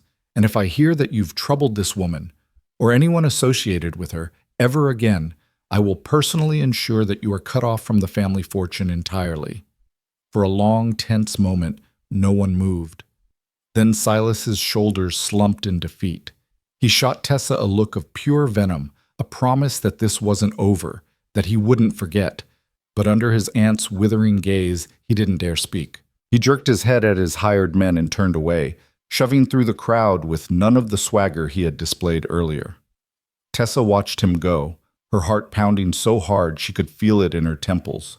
Her knees felt weak, and she was suddenly grateful for Wyatt's steady presence beside her. "Is it over?" Emma's small voice broke the silence. She was still pressed against Tessa's side, her earlier joy completely extinguished. "Is the bad man gone?" "He's gone, sweetheart," Wyatt said, though his eyes remained watchful, tracking Silas's retreat down the street. "He's gone." Adelaide Marin turned to face them, and Tessa braced herself, uncertain what to expect. This woman had just saved her from a terrible fate, but she was still a Marin, still family to the man who had tormented her. "Miss Alden, I presume?" Adelaide's voice had lost its cutting edge, becoming almost gentle. Tessa nodded, not trusting her voice. "I owe you an apology on behalf of my family." Adelaide extended a gloved hand, and after a moment's hesitation, Tessa took it. "My nephew's behavior has been inexcusable. The Marins may have their faults, but we were not raised to treat women as disposable commodities." "Thank you," Tessa managed, "for what you did. I don't know how to—" "You don't need to thank me. I was simply correcting an injustice." Adelaide's sharp eyes moved to Wyatt, assessing him with the same penetrating gaze she had turned on her nephew. "You must be Wyatt Lorne. I've heard about you." Wyatt inclined his head warily. "Ma'am." "Good things, Mr. Lorne? Good things." A slight smile touched Adelaide's lips. "You have a reputation for honesty and hard work, qualities that are sadly rare in these parts. I can see why Miss Alden chose your company over my nephew's." She reached into her reticule and withdrew a calling card, pressing it into Tessa's hand. "If you ever need anything at all, you may contact me at this address. I cannot undo what Silas has done, but I can ensure that he never troubles you again." Tessa looked down at the card, then back up at Adelaide. "Why?" she asked. "Why would you help me? I'm nothing to you, just a stranger who had the bad luck to cross paths with your nephew." Adelaide was quiet for a moment, something flickering in her eyes that might have been old pain. "Because once, a very long time ago, I was a young woman without resources or connections, at the mercy of men who saw me as property to be disposed of as they pleased." Her voice softened. "Someone helped me then. Helped me find my feet, find my voice, find my power. I swore that if I ever had the chance to do the same for another woman, I would not hesitate." She squeezed Tessa's hand briefly, then released it. "Be well, Miss Alden, and be happy, if you can. God knows you deserve it." With that, Adelaide Marin turned and walked away, her elegant figure cutting through the crowd like a ship through still water. People parted before her just as they had parted for Silas, but with a different kind of deference. Not fear, but respect. Tessa watched her go, the calling card still clutched in her hand, and felt something loosen in her chest that she hadn't even realized was tight. It was over. It was finally over. Or so she thought. The ride back to the ranch was quiet. The twins, exhausted by the emotional upheaval of the day, fell asleep against Tessa's sides within minutes of leaving town. She sat wedged between their warm little bodies, staring at the passing landscape without really seeing it, replaying the events of the morning in her mind. Wyatt drove in silence, his jaw set, his eyes fixed on the road ahead. Every now and then, Tessa caught him glancing at her, as if checking to make sure she was still there, still real. Finally, when they were halfway home and the town had disappeared behind a bend in the canyon, he spoke. "Are you all right?" Tessa considered the question. Was she all right? She had been publicly confronted by a man who wanted to drag her back into servitude. She had been saved by a complete stranger whose motives she still didn't entirely understand. She had watched her own fate hang in the balance, dependent on forces entirely outside her control. "I think so," she said slowly. "I'm not sure. It's a lot to take in. I should have been more careful." Wyatt's voice was rough with self-recrimination. "I should have anticipated that he'd try something in public. I should have had my gun. I should have. You couldn't have known. Tessa reached out and laid a hand on his arm. And even if you had, what could you have done? Shot him in front of the whole town. That would have landed you in prison and left the girls without a father. Wyatt's hands tightened on the reins. There has to be something I can do. Some way to protect you that doesn't involve waiting for his rich aunt to rescue us. Tessa heard the frustration in his voice, the wounded pride of a man who wanted to be the hero but had been forced to stand helplessly by while someone else fought his battles. She understood that feeling. She had felt it herself, too many times to count. You did protect me, she said gently. You gave me a home when I had nowhere else to go. You stood between me and Silas, even when you knew it might bring trouble down on your head. You didn't flinch, didn't back down, didn't try to hand me over to save yourself. She waited until he looked at her. That's protection, Wyatt, the real kind. Not the kind that comes from guns or money or family names, the kind that comes from the heart. Something shifted in his expression. The tension easing, the self-blame giving way to something warmer. You really believe that? I really do. They rode on in silence, but it was a different kind of silence now. Companionable, peaceful. The silence of two people who understood each other, who didn't need words to communicate what they felt. When they reached the ranch, the sun was beginning its afternoon descent, painting the mountains in shades of gold and amber. Wyatt pulled the wagon to a stop and jumped down, then turned to help Tessa with the sleeping twins. They carried them inside together. Wyatt with Emma draped over his shoulder, Tessa cradling Lily in her arms, and tucked them into their bed without waking them. Standing in the doorway of the girls' room, watching their peaceful faces, Tessa felt a wave of emotion so strong it nearly buckled her knees. This could be her life. These could be her daughters. This man, standing beside her with his quiet strength and his gentle heart, could be her husband. All she had to do was say yes. The thought was still turning over in her mind when a sound from outside made them both freeze. Hoofbeats. Multiple hoofbeats, coming fast. Wyatt moved before Tessa could react, crossing to the window and peering out into the late afternoon light. His body went rigid. Get the girls into the storage room, he said, his voice low and urgent. Now. What is it? What's happening? Just do it! Tessa didn't argue. She scooped Lily out of bed, shaking Emma awake at the same time. Girls, I need you to come with me, quickly and quietly, all right? Like a game. Emma, still groggy with sleep, blinked up at her in confusion. What kind of game? The hiding game. Remember? The one your papa taught you? Something flickered in Emma's eyes. Recognition, understanding. She grabbed her sister's hand and followed Tessa to the storage room without another word.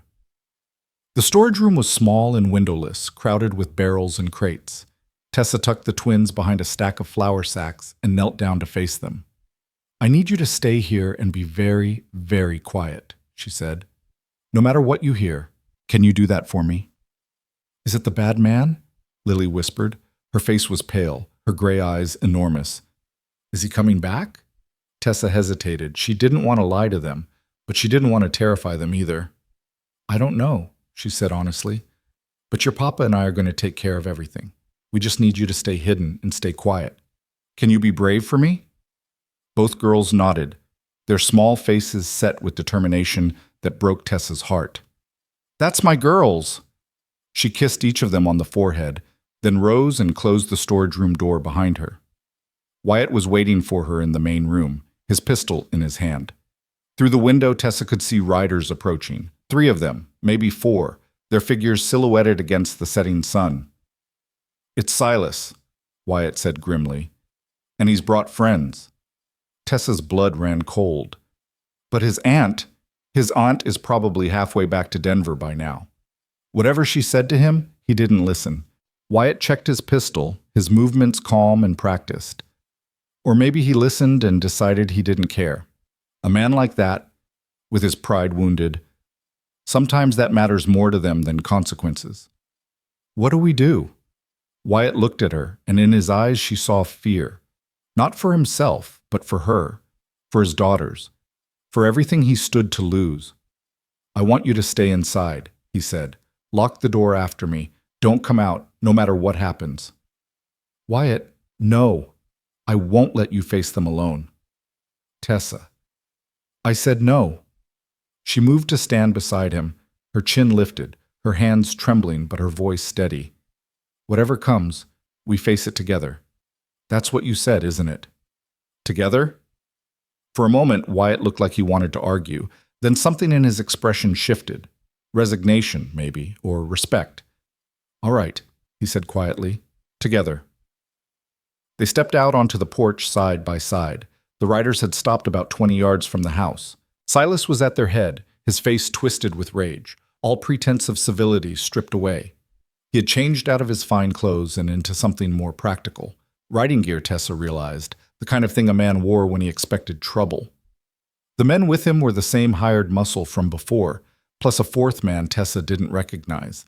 A lean, dangerous-looking character with a scar running down one cheek and cold eyes that promised violence. Well, well, Silas's voice carried across the distance between them. The happy couple. How touching. You're not welcome here, Marin. Wyatt's hand rested on the grip of his pistol, but he hadn't drawn it yet. Your aunt made that clear enough. My aunt. Silas spat the word like a curse.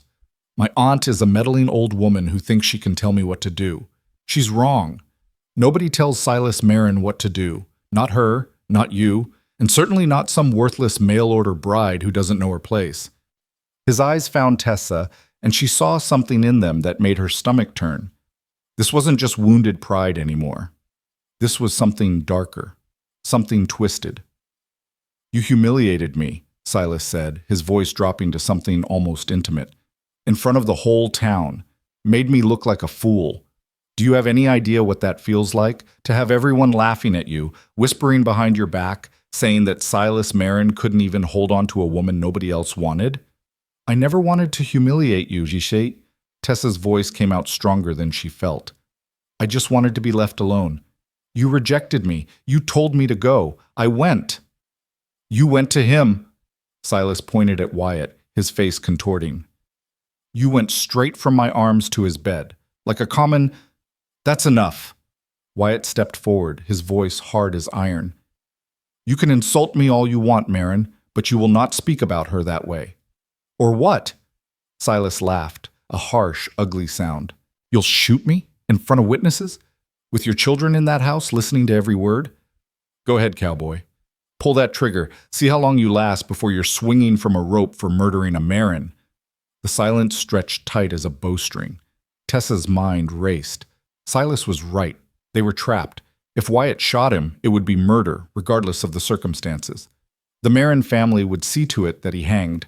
And if he didn't shoot, what then? Were they supposed to just stand here and let Silas do whatever he had come to do? What do you want? She asked, stepping forward before Wyatt could stop her. What will it take to make this stop? Silas's smile was slow and cruel.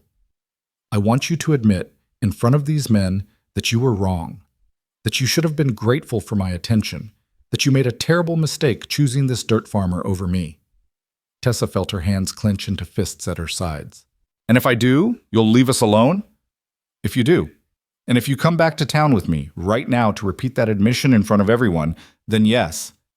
I'll leave your precious cowboy and his brats in peace. Tessa, don't. Wyatt's voice was urgent. Don't do this. Don't give him the satisfaction. But Tessa was looking at the house, at the windows behind which two little girls were hiding, terrified, at everything Wyatt had built, everything he stood to lose. She thought about what Silas was asking, a public humiliation, an admission that she was worthless, that she should have been grateful for whatever crumbs he deigned to give her. It would destroy her pride, her self-respect, everything she had rebuilt since that terrible day at the station. But it would keep them safe. She opened her mouth to agree, to sacrifice herself for this family she had come to love. No. The voice that spoke was not hers. It was not Wyatt's either. It was Lily's. Tessa spun around. The little girl was standing in the doorway of the cabin, her face pale but determined, her small hands clenched at her sides. Behind her, Emma hovered, her eyes wide with fear but her chin set with the same stubborn defiance. Lily, no! Tessa started toward her. Get back inside. No! Lily stepped onto the porch, placing herself beside Tessa. You can't go with him. You can't leave us. Sweetheart, please. Mama left us. Lily's voice cracked, but she didn't stop. She didn't want to, but she did. And then the lady from Missouri was supposed to come, but she didn't. And now you want to leave too. Everyone always leaves. Tears were streaming down her face now, but she didn't wipe them away. She just stood there, this brave, broken little girl, fighting for the only mother figure she had. Please, Miss Tessa, please don't go with the bad man. Please stay with us. I'll be good, I promise. I'll do all my chores and eat all my vegetables and never complain about anything ever again. Just please, please don't leave. Something inside Tessa shattered. She dropped to her knees and pulled Lily into her arms, holding her tight, feeling the small body shake with sobs. I'm not going anywhere, she whispered fiercely. Do you hear me? I'm not leaving you. Not now. Not ever. I promise. Touching? Silas's voice was thick with contempt. Really, truly touching. But it doesn't change anything. Either you come with me willingly, or I take you by force. Your choice. Tessa looked up at him over Lily's head, and something changed in her eyes. The fear was still there, but it had been joined by something else now. Something harder, colder, anger. No, she said. No? Silas raised an eyebrow. I don't think you understand the situation you're in. I understand perfectly. Tessa rose to her feet, keeping Lily behind her. You're a bully, a coward, a pathetic little man who has to threaten women and children because that's the only way anyone will ever pay attention to you. Silas's face went purple with rage. How dare you? How dare I? Tessa laughed, a sound that surprised even her with its bitterness. How dare you? You rejected me, Silas. You looked at me like I was dirt beneath your boots and told me I wasn't what you wanted. And now, because I found happiness somewhere else, you want to drag me back and make me suffer. Not because you want me, because you can't stand the thought that I don't want you. She stepped forward, off the porch, toward the man on horseback. Wyatt made a sound of protest, but she ignored him. Well, guess what, Silas? I don't want you. I will never want you. And even if you drag me back to town, even if you force me to marry you, even if you lock me in a room for the rest of my life, you will never, never have what you really want. And what's that? Silas's voice was dangerous now, barely controlled. Someone who loves you. Tessa's words were clear as a bell in the evening air. Someone who looks at you and sees something worth admiring. You can buy that. You can't force it. You can't threaten it into existence. And you will go to your grave knowing that the only woman who ever truly chose you is the one you threw away. For a long, terrible moment, the world held its breath. Then Silas's face contorted into something barely human, and he swung down from his horse. I'll show you, he snarled, advancing on her. I'll show you what happens to women who don't know their place. He reached for her. Wyatt moved. The crack of the pistol shot split the air like thunder, but it wasn't Wyatt's gun that had fired. Everyone froze. Silas looked down at his arm, where a red stain was spreading across his sleeve, and let out a howl of pain and surprise. What the? That was a warning shot. A new voice rang out across the ranch yard. The next one goes through your heart. Tessa turned. A woman was riding toward them from the direction of town. Not Adelaide Marin, but someone younger, harder, with a rifle held steady in her hands. She wore men's clothes, practical and weathered, and her dark hair was pulled back from a face that bore a striking resemblance to Silas's own. Behind her rode a half-dozen men, their faces grim, their weapons drawn. Silas's hired muscle looked at each other uncertainly, their hands hovering over their guns but not drawing. They were outnumbered, and they knew it. Catherine? Silas clutched his wounded arm, his face a mask of disbelief. What are you? Shut up, Silas! The woman, Catherine, pulled her horse to a stop and leveled her rifle at her brother's chest. I've been cleaning up your messes my whole life, but this is the last time. You're done. You shot me, your own brother. I grazed you. There's a difference. Catherine's eyes were cold. Be grateful I didn't do worse. After what you did to those other women, the ones who didn't have a cowboy to protect them. You deserve worse. Silas's mouth opened and closed, but no words came out. He looked at his hired men, but they had already begun backing away, clearly unwanting no part of whatever was about to happen. Here's how this is going to work, Catherine continued. You're going to get on your horse and ride back to Denver. You're going to stay there. And if I ever hear that you've come within 100 miles of this ranch or anywhere near Miss Alden, I will personally put a bullet in a place that will ensure you never trouble any woman ever again. Do I make myself clear? Silas's face twisted with impotent rage. You can't do this. Father agrees with me. Catherine's smile was thin and sharp. Who do you think sent me? Aunt Adelaide may have been satisfied with a lecture and some torn paper, but Father wanted to make sure the message was delivered more permanently. The fight seemed to go out of Silas all at once. His shoulders slumped, his face went gray, and he suddenly looked older, smaller, diminished. This isn't over, he said weakly, but there was no conviction in his voice. Yes, it is. Catherine jerked her chin toward the road. Now get out of here before I change my mind about where to aim. Silas hesitated for one more moment, shooting Tessa a look of pure hatred. Then he turned, clutching his wounded arm, and walked back to his horse. His hired men had already disappeared, abandoning their employer without a backward glance. Within minutes, he was gone, swallowed by the gathering dusk. Catherine Merrin lowered her rifle and turned to face Tessa and Wyatt. Her expression softened slightly, though her eyes remained watchful. Miss Alden, Mr. Lorne, Mr. She inclined her head in greeting.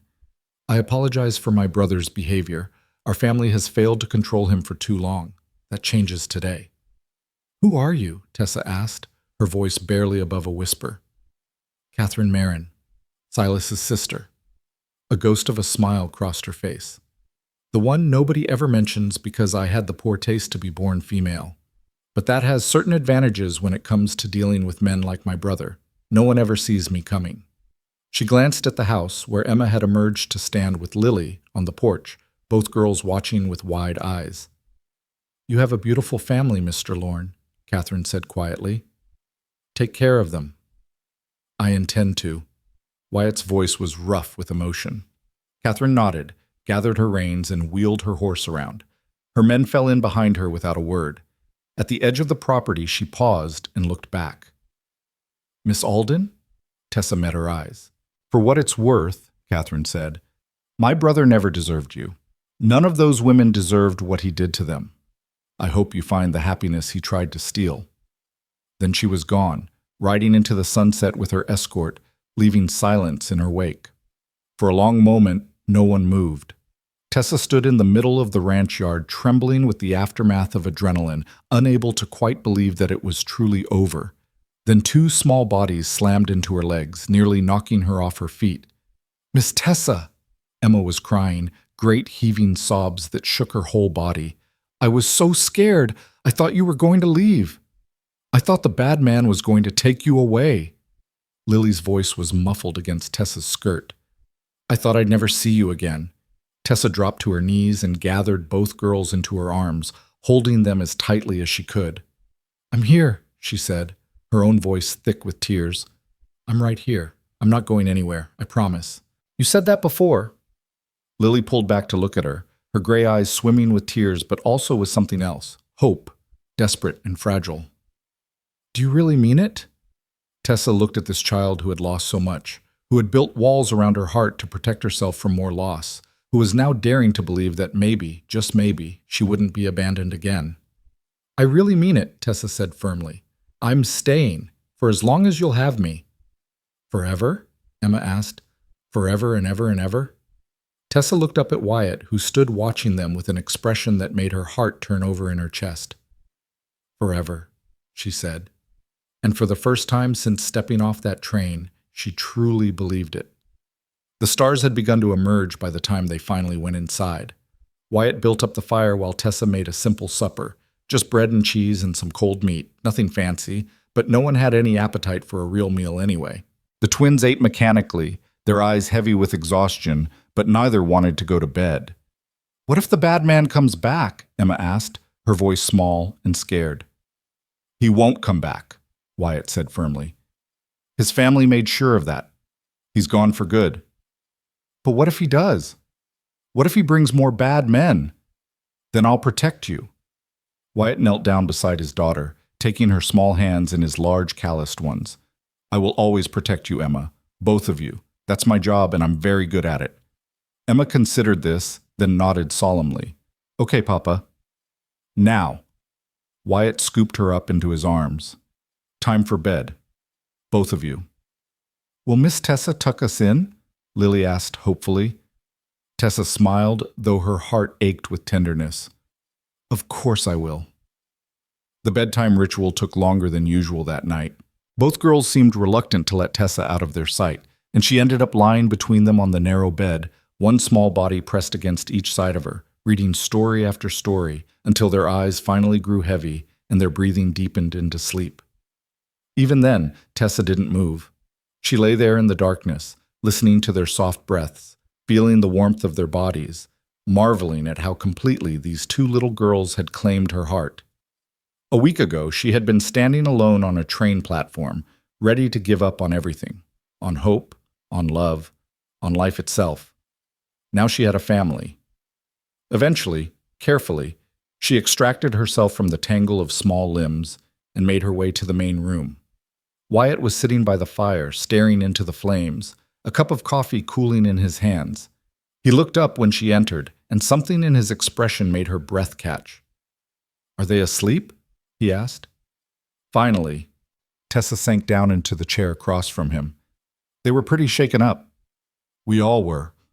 Wyatt set down his coffee and leaned forward, his elbows on his knees. Tessa, what you did out there, standing up to him like that, I've never seen anything so brave. Tessa laughed, a little unsteadily. I've never been so terrified in my life. That's what makes it brave. Wyatt's eyes were intent on her face. Doing what needs to be done even when you're scared. That's real courage. I couldn't let him take me. Tessa's voice dropped. Not because I was afraid of what he'd do to me, though I was, but because I couldn't bear to leave them, to leave you. The words hung in the air between them. Tessa. Wyatt rose from his chair and crossed to where she sat. He knelt down in front of her, taking her hands in his, just as he had done with Emma earlier. I need to tell you something. What is it? When Silas was threatening you, when he said he was going to take you by force, I was ready to kill him. Wyatt's voice was raw, stripped of all pretense. I knew what it would cost me. I knew I'd probably hang for it, but I didn't care. Because the thought of losing you, the thought of watching him drag you away. He shook his head, unable to continue. Wyatt, I love you. The words came out in a rush, as if he couldn't hold them back any longer. I know it's too soon. I know we barely know each other. I know you asked for time, and I promised to give it to you. But after today, I can't pretend anymore. I love you, Tessa Alden, not because you cook my meals or take care of my daughters or make this house feel like a home again. I love you because of who you are. Your strength, your kindness, your courage. The way you look at my girls like they're the most precious things in the world. Because to me, they are. Tears were streaming down Tessa's face, but she didn't try to stop them. I'm not asking you to say it back, Wyatt continued. I'm not asking for anything. I just needed you to know. Because life is short and unpredictable, and we never know what's going to happen next. And I didn't want another day to pass without telling you the truth. Tessa looked at this man kneeling before her, this good, honest, brave man who had given her shelter when she had nowhere else to go, who had stood between her and danger, who had shown her what real love looked like. She thought about all the years she had spent settling for crumbs, the factory job that barely paid enough to survive, the boarding house where no one knew her name, the desperate gamble of a mail-order marriage to a man she had never met. She thought about Silas Marin, who had looked at her and seen something lacking, and she thought about Wyatt Lorne, who looked at her and saw everything. The answer, she realized, had been clear from the moment she first saw him approach her on that train platform. She had just been too afraid to accept it. Wyatt, she said softly, I don't need more time. His breath caught. You don't? No. She reached out and cupped his face in her hands, feeling the rough stubble beneath her palms. I know what I want. I've known for days. I was just too scared to admit it. And what do you want? Tessa smiled through her tears. You, she said. This ranch. Those two beautiful girls sleeping in the other room. A life with meaning and purpose and love. Everything I never thought I could have. Tessa. I love you too, Wyatt Lorne. The words felt like coming home. I love your gentle heart and your steady hands and the way you look at me like I'm something precious. I love your daughters, and I want to be their mother, not just the woman who lives in your house, but their real mother, in every way that matters. She took a deep breath. If you'll still have me, she said, I'd like to stay. Not just for a few days, not just until I figure out my next step. Forever. For a long moment, Wyatt just stared at her, his gray eyes bright with emotion. Then he pulled her into his arms and kissed her. It wasn't the passionate, desperate kiss of novels and fairy tales. It was something better, tender, warm, full of promise. The kiss of two people who had found each other against all odds and knew that what they had was worth fighting for. When they finally broke apart, Wyatt pressed his forehead against hers. Forever, he said. I like the sound of that. So do I. They sat together by the fire for a long time after that, not speaking, not needing to. The flames crackled and danced, casting warm shadows across the walls of the small cabin. Outside, the stars wheeled overhead, indifferent to the small human dramas playing out beneath them. But inside the Lorne ranch, something had shifted. A family had been formed, a future had been claimed, and two hearts that had been broken, shattered, abandoned, had finally found their way home to each other.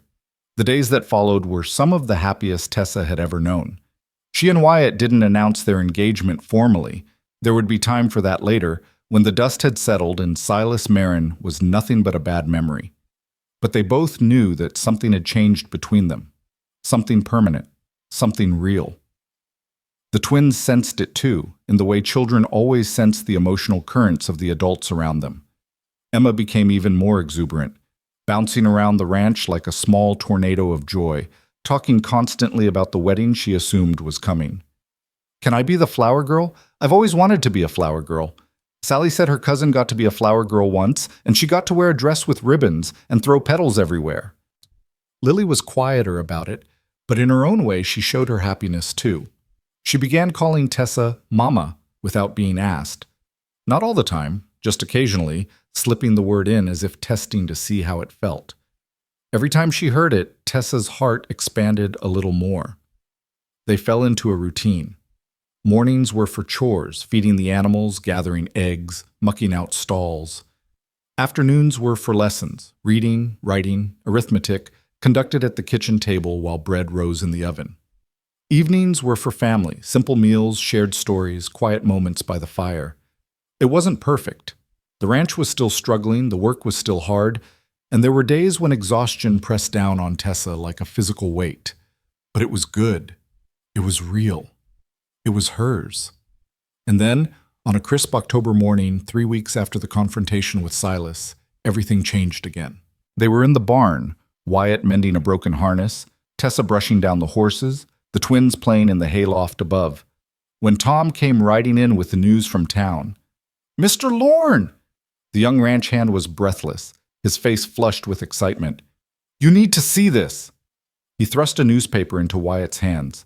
Tessa came to stand beside him as he read, her heart rate increasing with each word that crossed his face. The headline was bold and black across the top of the page. Marin family in scandal. Silas. Marin arrested for fraud and assault. The article detailed crimes that went far beyond what Silas had done to Tessa. Financial schemes, assault charges from other women he had victimized, bribes to local officials, a pattern of abuse and corruption that the Marin family had been covering up for years. His father turned on him, Wyatt said slowly, reading further. Handed over evidence to the authorities himself, said he wouldn't protect his son any longer. Tessa remembered what Catherine had said that night at the ranch. Father agrees with me. She had thought it was just about Silas being sent away. She hadn't realized it was something much bigger. He's going to prison, she said, hardly daring to believe it. He's actually going to prison. For a long time, by the looks of it. Wyatt set down the paper and turned to face her. It's over, Tessa. Really over. He can't hurt you anymore. He can't hurt anyone anymore. Tessa felt her knees go weak. She grabbed the edge of a stall for support, her mind reeling. For weeks, despite everything, despite Catherine's intervention, despite Silas's departure, despite all the reassurances, a part of her had been waiting for the other shoe to drop. waiting for him to come back, waiting for the fairy tale to crumble. Now finally, the nightmare was truly over. "Mama? Are you okay?" She looked up to find Lily watching her from the hayloft ladder, concern written across her small face. "Mama." The word still made her heart skip. "I'm okay, sweetheart," Tessa said, and for the first time in her life, she truly meant it. "I'm better than okay. I'm wonderful." She looked at Wyatt, at the man who had given her everything she had ever wanted without even knowing he was doing it. He smiled at her, that slow, warm smile that made her feel like she was the most precious thing in the world. "So," he said, his voice low so the children couldn't hear, "about that wedding Emma keeps asking about." Tessa laughed. "Are you proposing, Mr. Lorne?" "I believe I am, Miss Alden." He reached into his pocket and pulled out something small and glinting. A ring, Tessa realized with a start. A simple gold band with a tiny diamond. "I've been carrying this around for a week, waiting for the right moment. Figured if I was going to do this properly, I should at least have a ring." Tessa stared at the ring, then at him, tears springing to her eyes. "I know it's not much," Wyatt said, suddenly uncertain. "Sarah's wedding ring was fancier, and you deserve something beautiful, but the jeweler in town didn't have much selection, and—" Tessa shut him up by kissing him. "It's perfect," she said against his lips. "You're perfect. Everything about this is perfect." "Is that a yes?" "That's a yes." From the hayloft above came a shriek of excitement that could probably be heard in the next county. "She said yes! She said yes! Papa and Miss Tessa are getting married!" Emma came tumbling down the ladder, Lily close behind her, and suddenly Tessa found herself at the center of a group embrace. Wyatt's strong arms around her waist, two small bodies pressed against her legs, all of them laughing and crying at the same time. "This," she thought, "this is what I came west to find. Not security, not stability, not a practical arrangement. This, family, love, home." The news of Silas Marin's arrest spread through Ridgecrest like wildfire through dry prairie grass. Within days, everyone in 3 counties knew the story. How the golden son of the most powerful family in the region had been exposed as a fraud and a criminal. How his own father had turned against him. How a mail-order bride from Ohio had somehow emerged victorious against a man who had seemed untouchable. Tessa found herself the subject of whispered conversations and curious stares whenever she went into town. Some of the attention was admiring. Women who approached her to shake her hand, to tell her she was brave, to confess that they too had suffered at the hands of men like Silas and had never found the courage to fight back. Some of it was hostile. Friends of the Marin family who blamed her for their benefactor's downfall, who muttered about scheming Eastern women who didn't know their place. She bore it all with a grace that surprised even her. The whispers didn't matter. The stares didn't matter. What mattered was the ring on her finger and the family waiting for her at home. The wedding was set for the first Saturday of November, just 3 weeks away, barely enough time to prepare. But neither Tessa nor Wyatt saw any reason to wait. They had found each other against impossible odds, had survived trials that would have destroyed lesser people, and they were ready to begin their life together. Pastor Williams agreed to perform the ceremony at the small church in town. Mrs. Williams, delighted by the prospect of a wedding, immediately took charge of the preparations, recruiting half the women in Ridgecrest to help with flowers, decorations, and food for the reception afterward. "You'll need a dress," she told Tessa one afternoon, bustling around the church with her characteristic energy. "Do you have a wedding dress, dear?" Tessa thought of the simple white gown in Sarah's trunk, the one she had glimpsed and quickly covered, feeling like an intruder. She couldn't wear that. It wouldn't be right. "I have my Sunday dress," she said, "the navy blue. It's not fancy, but—" "Nonsense!" Mrs. Williams waved her hand dismissively. "A bride needs a proper wedding dress. Leave it to me." Tessa tried to protest, but the pastor's wife was not a woman who accepted protests easily. Within days, she had organized a group of church ladies to create a wedding dress for Tessa. Nothing elaborate, but beautiful in its simplicity. Cream-colored cotton with delicate lace at the collar and cuffs, a flowing skirt that would move gracefully when she walked down the aisle. When Tessa tried it on for the first time, she burst into tears. "Oh dear." Mrs. Williams pressed a handkerchief into her hands. "Is something wrong? Does it not fit properly?" "It's perfect," Tessa managed through her sobs. "It's absolutely perfect. I've just—" I've never had anything so beautiful in my life. Mrs. Williams's own eyes grew misty. She pulled Tessa into a warm embrace, patting her back the way a mother would comfort a child. You deserve beautiful things, Tessa Alden, she said firmly. Don't you ever let anyone tell you otherwise. Meanwhile, at the ranch, other preparations were underway. Wyatt had recruited Tom and a few other neighbors to help repair and repaint the cabin, wanting everything to be fresh and new for his bride. The girls threw themselves into the project with enthusiasm, helping where they could and getting in the way where they couldn't. Papa, can Miss Tessa's room have blue curtains? Emma asked one afternoon. Blue is her favorite color, she told me. Also, can we get a kitten? I know you said no before, but Sally says kittens are good luck, and Miss Tessa might want a kitten, and… Emma. Wyatt set down his paintbrush and turned to face his daughter with a patient smile. Miss Tessa, or should I say, your new mama, can have whatever color curtains she wants. But I think decisions about kittens should wait until after the wedding. Emma's face fell, but only for a moment. After the wedding? So that means maybe? That means maybe. Emma let out a squeal and ran off to tell her sister the news, leaving Wyatt shaking his head with fond exasperation. Lily had been quieter about the wedding preparations, but her joy was evident in other ways. She had taken to following Tessa around like a small shadow, helping with every task, absorbing every moment of attention like a flower drinking in sunlight. One evening, as Tessa was brushing the girl's hair before bed, Lily spoke up in a voice barely above a whisper. Mama? The word still sent a thrill through Tessa's heart. Yes, sweetheart? After you and Papa get married, will you be our real mama, for real and forever? Tessa set down the brush and turned Lily to face her, taking the girl's small hands in her own. I'm already your real mama, she said softly, in every way that matters. The wedding is just a ceremony, a way of telling everyone else what we already know in our hearts. Lily's gray eyes searched her face, looking for any sign of deception or hesitation. Finding none, she allowed herself a small smile. I'm glad, she said. I'm really, really glad. So am I, sweetheart. So am I. The days leading up to the wedding passed in a blur of activity and emotion. There were moments of pure joy, dancing in the kitchen with the twins while supper cooked, stolen kisses with Wyatt when the girls weren't looking, quiet evenings by the fire planning their future together. There were also moments of unexpected grief, times when Tessa would catch Wyatt staring at Sarah's photograph with a complicated expression, or when one of the twins would mention their mother and a shadow would pass over the room. Tessa understood. She wasn't replacing Sarah, could never replace her, wouldn't want to try. She was simply adding to what had come before, building on the foundation of love that Sarah had established, carrying forward the legacy of a woman she had never met, but had come to respect deeply. One night, unable to sleep, Tessa found herself standing before Sarah's trunk again. This time, instead of closing it quickly, she sat down and began to carefully go through its contents.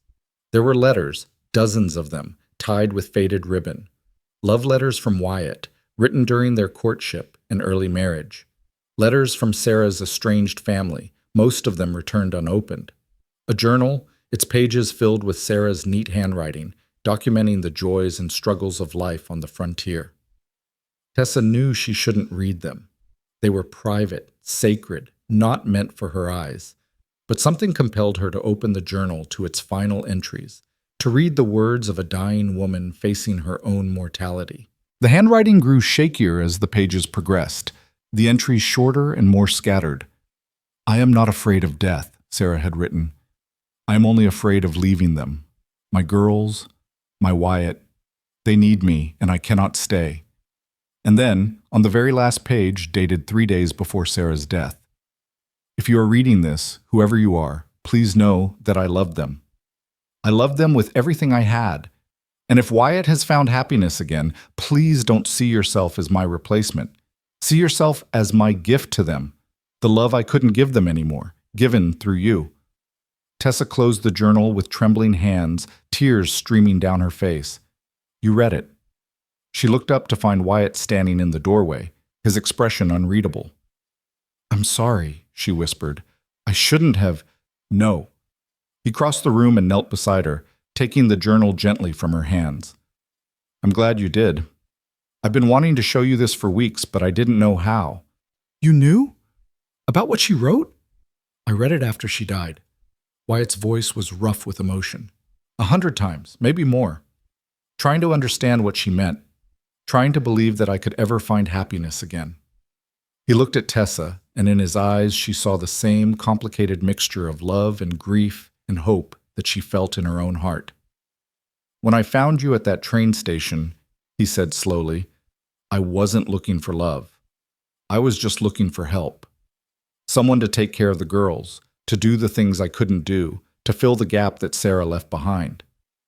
I know. But then I got to know you. He reached out and cupped her face in his hands. And I realized that Sarah was right. You're not her replacement. You're something different, something new, a gift I never expected and don't deserve. Wyatt, let me finish. He took a deep breath.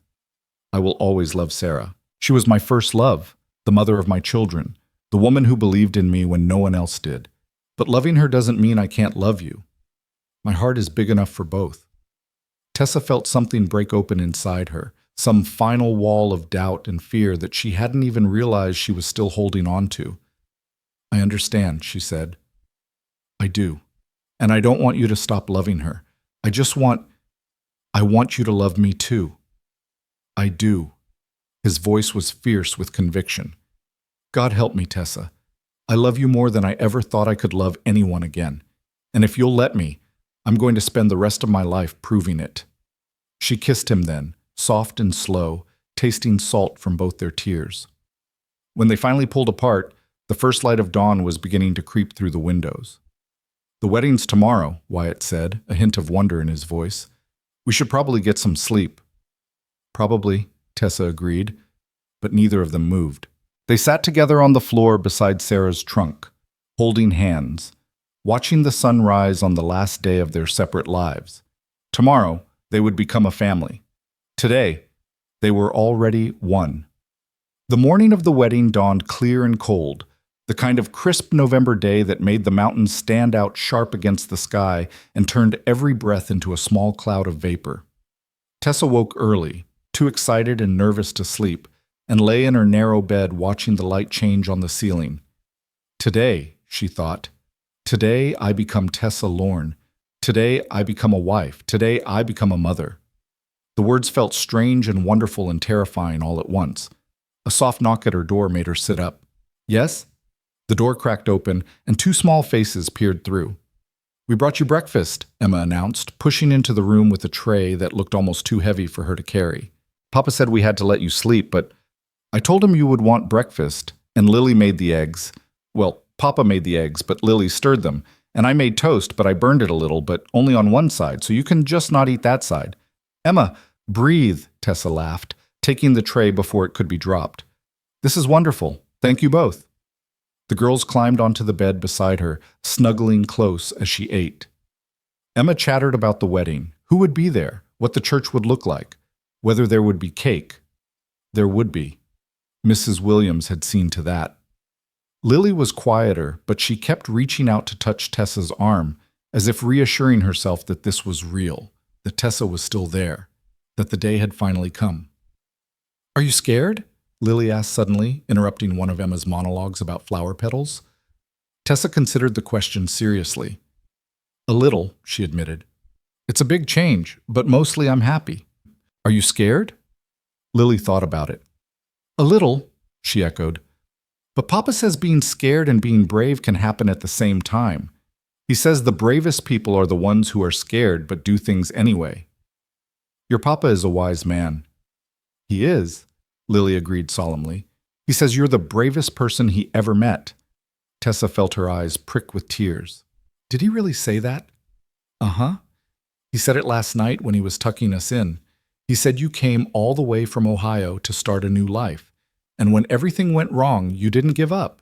He said most people would have given up, but you didn't, and that makes you brave. Emma nodded vigorously. And he said we should try to be brave like you when we grow up. And then he said he was lucky you were going to be our new mama, because now we could learn to be brave from someone who actually knows how. Tessa set aside her breakfast tray and pulled both girls into a tight embrace, not trusting herself to speak. This man, she thought, This impossible, wonderful man. How did I get so lucky? The hours that followed were a whirlwind of preparation. Mrs. Williams arrived early with a cadre of church ladies to help Tessa dress and arrange her hair. The cream-colored wedding dress fit perfectly, and someone had found a wreath of dried wildflowers to serve as a crown. When Tessa looked at herself in the small mirror in her room, she barely recognized the woman staring back at her. Not because she looked different, though she did in the dress and the flowers and the carefully arranged hair, but because she looked happy. Genuinely, deeply, radiantly happy. "You're beautiful, dear," Mrs. Williams said softly, coming to stand behind her. "Absolutely beautiful." "I don't feel like myself," Tessa admitted. "That's because you're becoming someone new." The pastor's wife smiled. "That's what weddings are. A transformation. You walk into the church as one person and walk out as another. Is that a good thing? It depends on who you're becoming." Mrs. Williams squeezed her shoulder. "In your case, I'd say it's very good indeed." The church was fuller than Tessa had expected. Word of the wedding had spread, and it seemed like half of Ridgecrest had turned out to witness the union of the mail-order bride who had defied Silas Marin and the widower who had given her shelter. Some came out of genuine well-wishing, others came out of curiosity. A few, Tessa suspected, came hoping for drama. They would be disappointed on that front. This wedding was going to be nothing but joy. Emma and Lily led the way down the aisle, scattering flower petals with more enthusiasm than precision. Emma kept turning around to wave at people in the pews, while Lily walked with solemn dignity, taking her role as flower girl very seriously indeed. Then it was Tessa's turn. She had no father to give her away, no family to stand witness to this moment. She walked alone down the aisle, her cream-colored dress rustling with each step, her eyes fixed on the man waiting for her at the altar. Wyatt was wearing his best suit, a simple thing, well worn but clean, and his gray eyes were bright with emotion as he watched her approach. He looked nervous, she realized. This strong, steady man who had faced down armed criminals without flinching was nervous about his own wedding. Somehow, that made her love him even more. When she reached the altar and took his hand, he let out a breath she suspected he'd been holding since she appeared in the church doorway. "You came," he murmured. "Did you think I wouldn't?" "I thought I might wake up and find out this was all a dream." Pastor Williams cleared his throat meaningfully, and they both turned to face him, sharing a small private smile. The ceremony was simple and beautiful. Pastor Williams spoke of love and commitment, of the joining of two souls into one flesh, of the sacred covenant of marriage. He spoke of Sarah too, gently, respectfully, acknowledging the loss that had preceded this new beginning. "Marriage is not about forgetting the past," he said. "It is about building on it. Wyatt, you carry Sarah's memory in your heart, and that memory will always be part of your family. Tessa, you are not replacing what came before. You are adding to it, enriching it, helping it grow in new directions." When it came time for the vows, Wyatt spoke first. "Tessa Rose Alden, I didn't expect to find you. I wasn't looking for love. I thought that part of my life was over. But God had other plans. He sent me a woman who was brave enough to stand up to bullies, kind enough to love two wild little girls, and beautiful enough to make my heart remember how to beat." His voice caught, and he had to pause to compose himself. "I can't promise you an easy life. This ranch is a struggle, and the winters are hard, and there will be days when you wonder what you got yourself into. But I can promise you this: I will love you. I will honor you. I will stand beside you through whatever comes, and I will spend every day of my life trying to make you as happy as you've made me." Tessa felt tears sliding down her cheeks, but she didn't bother to wipe them away. When it was her turn to speak, her voice was thick with emotion. "Wyatt Lorne, I came to Colorado looking for security, a roof over my head, food in my stomach, a practical arrangement that would keep me alive. I never expected to find love. I never expected to find a family. I never expected to find you." She squeezed his hands tightly. "You saw me at my lowest moment, rejected, humiliated, ready to give up on everything. And instead of looking past me like everyone else, you stopped. You offered me help. You gave me a chance. Not because you wanted something from me, but because it was the right thing to do. That's just who you are, Wyatt. A good man, an honest man, a man who does what's right even when it costs him. And I am so grateful, so incredibly grateful that I get to spend the rest of my life with you. I can't promise to be perfect. I'm stubborn and proud, and I have a temper that gets me in trouble. But I can promise to love you. I can promise to love Emma and Lily as if they were my own. I can promise to make this ranch a home, not just a place to survive, but a place where we can thrive. Together. Pastor Williams beamed at them both. By the power vested in me by God and the territory of Colorado, I now pronounce you husband and wife. He turned to Wyatt. You may kiss your bride. Wyatt didn't need to be told twice. He pulled Tessa into his arms and kissed her thoroughly, much to the delight of the assembled guests, who burst into applause and cheers. Papa's kissing Mama, Emma shouted gleefully. Everybody look, Papa's kissing Mama. Lily, standing beside her sister, simply smiled. A real smile, wide and unguarded, that transformed her solemn face into something radiant. When Wyatt and Tessa finally broke apart, both flushed and laughing, they turned to face the congregation as husband and wife. The church bells began to ring, their joyful pealing echoing off the mountains and carrying across the valley. This is real, Tessa thought, clutching Wyatt's hand. This is actually real. I'm married. I have a family. I'm home. The reception was held in the church hall, a modest affair of home-cooked food and homemade decorations, but to Tessa it was the most beautiful party she had ever attended. Neighbors she barely knew came up to congratulate her, pressing small gifts into her hands. A jar of preserves, a handmade quilt, a set of embroidered handkerchiefs. Mrs. Williams had outdone herself with the wedding cake, a three-tiered creation that was almost too pretty to eat. Almost. As the afternoon wore on and the celebration showed no signs of slowing, Tessa found a quiet moment to step outside and catch her breath.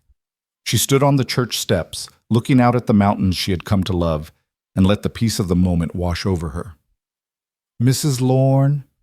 She turned to find Adelaide Marin approaching, elegant as ever in a traveling dress of deep burgundy. Tessa hadn't seen her among the wedding guests and was surprised to find her here now. Mrs. Marin, I didn't know you were in town. I came for the wedding.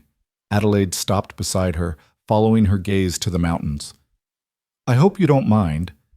I wanted to see for myself that you were happy. I am happy, Tessa said. Happier than I've ever been. Good. Adelaide was quiet for a moment. I received word from Denver this morning. Silas's trial date has been set. He will almost certainly be convicted. Tessa absorbed this news in silence. She had known, intellectually, that Silas was facing justice, but somehow hearing it confirmed made it feel real in a way it hadn't before. How do you feel about that? Adelaide asked. He is, after all, my nephew. I imagine you might think I would want him to escape punishment. I think, Tessa said carefully, that you're a complicated woman who loves her family but loves justice more. And I think Silas made his own choices. Whatever happens to him, he brought it on himself. Adelaide's lips curved in a small, approving smile. You understand me better than most people, Mrs. Lorne. I think that's why I like you. She reached into her reticule and withdrew an envelope, pressing it into Tessa's hands. A wedding gift, she said, from the Marin family. Consider it reparations, if you will, for the harm my nephew caused you. Tessa opened the envelope and felt her breath catch. Inside was a bank draft for an amount that made her head spin.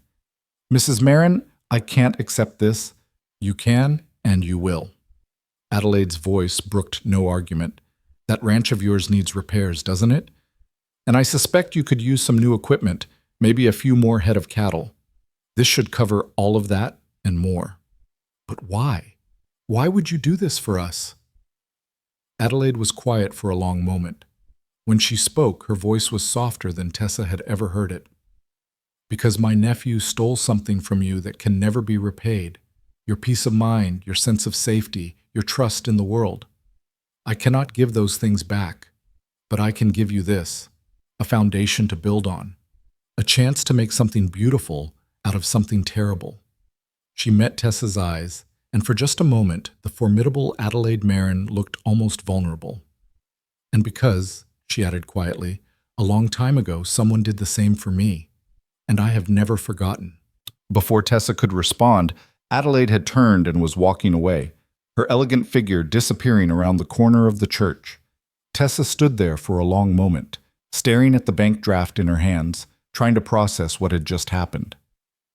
"Everything all right?" Wyatt's voice made her turn. He was standing in the church doorway, his brow creased with concern.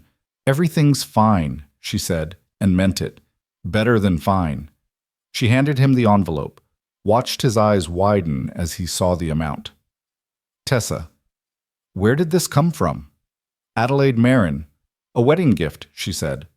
Wyatt stared at the bank draft, then at her, then back at the draft. This is enough to save the ranch. More than enough.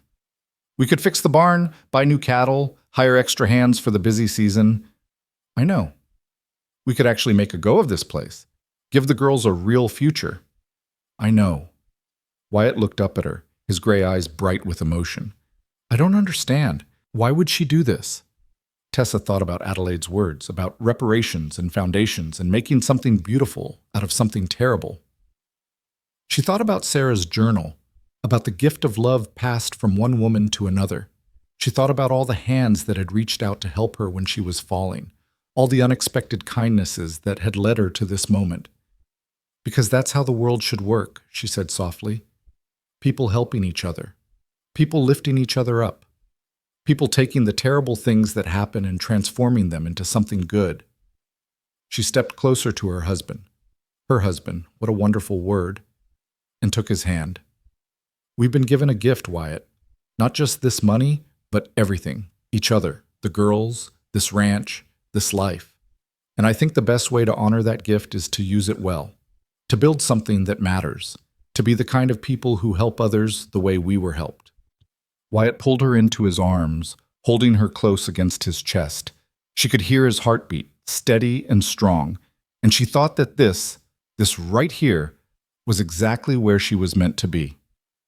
"I love you, Tessa Lorne," he murmured against her hair. "I love you too, Wyatt Lorne."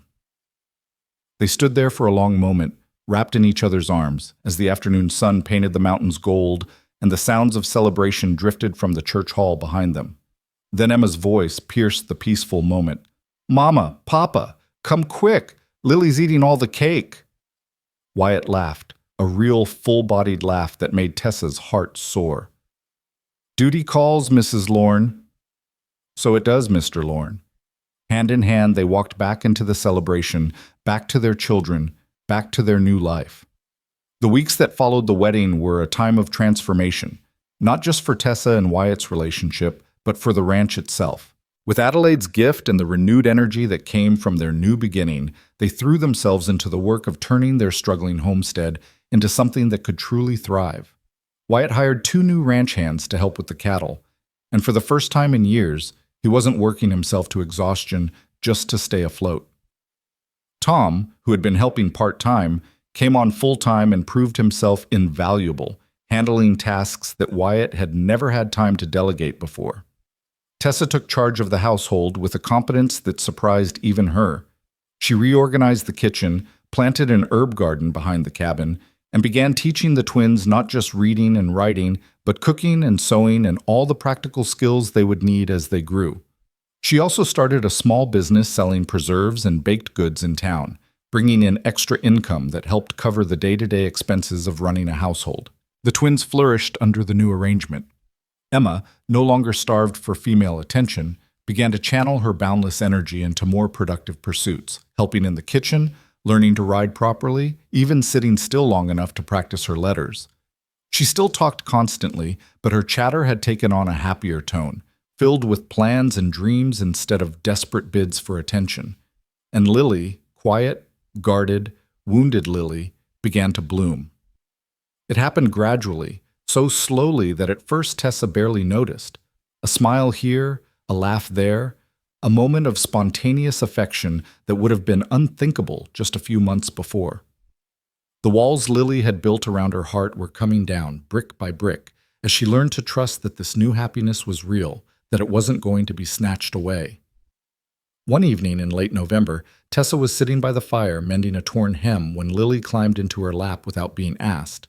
The girl nestled against Tessa's chest, her dark hair falling across Tessa's arm, her small body relaxed and trusting. "Mama?"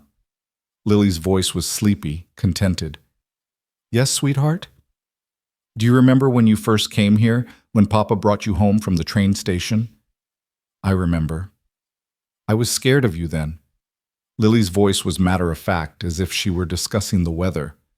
"I thought you were going to leave, like Mama did, like everyone does." Tessa's hand stilled on the mending. "And now?" "Now I know you're not going to leave." Lily snuggled closer. "You're our real Mama now, our forever Mama." Tessa felt tears prick at her eyes. She bent down and pressed a kiss to the top of Lily's head, breathing in the clean child smell of her hair. "That's right, sweetheart. Your forever Mama, always and forever." They sat like that for a long time, the fire crackling softly, the wind whistling outside, the peace of the moment wrapping around them like a warm blanket. This, Tessa thought, this is what I was looking for. Not security or stability or a practical arrangement. This, love, family, home. Wyatt found them there an hour later, both sound asleep, Lily curled in Tessa's lap, Tessa's head resting against the back of the chair, the mending forgotten on the floor beside them. He stood in the doorway for a long moment, watching them sleep, his heart so full it hurt. Thank you, he thought, to God, to fate, to Sarah, to whatever force had brought this woman into their lives. Thank you for giving us a second chance.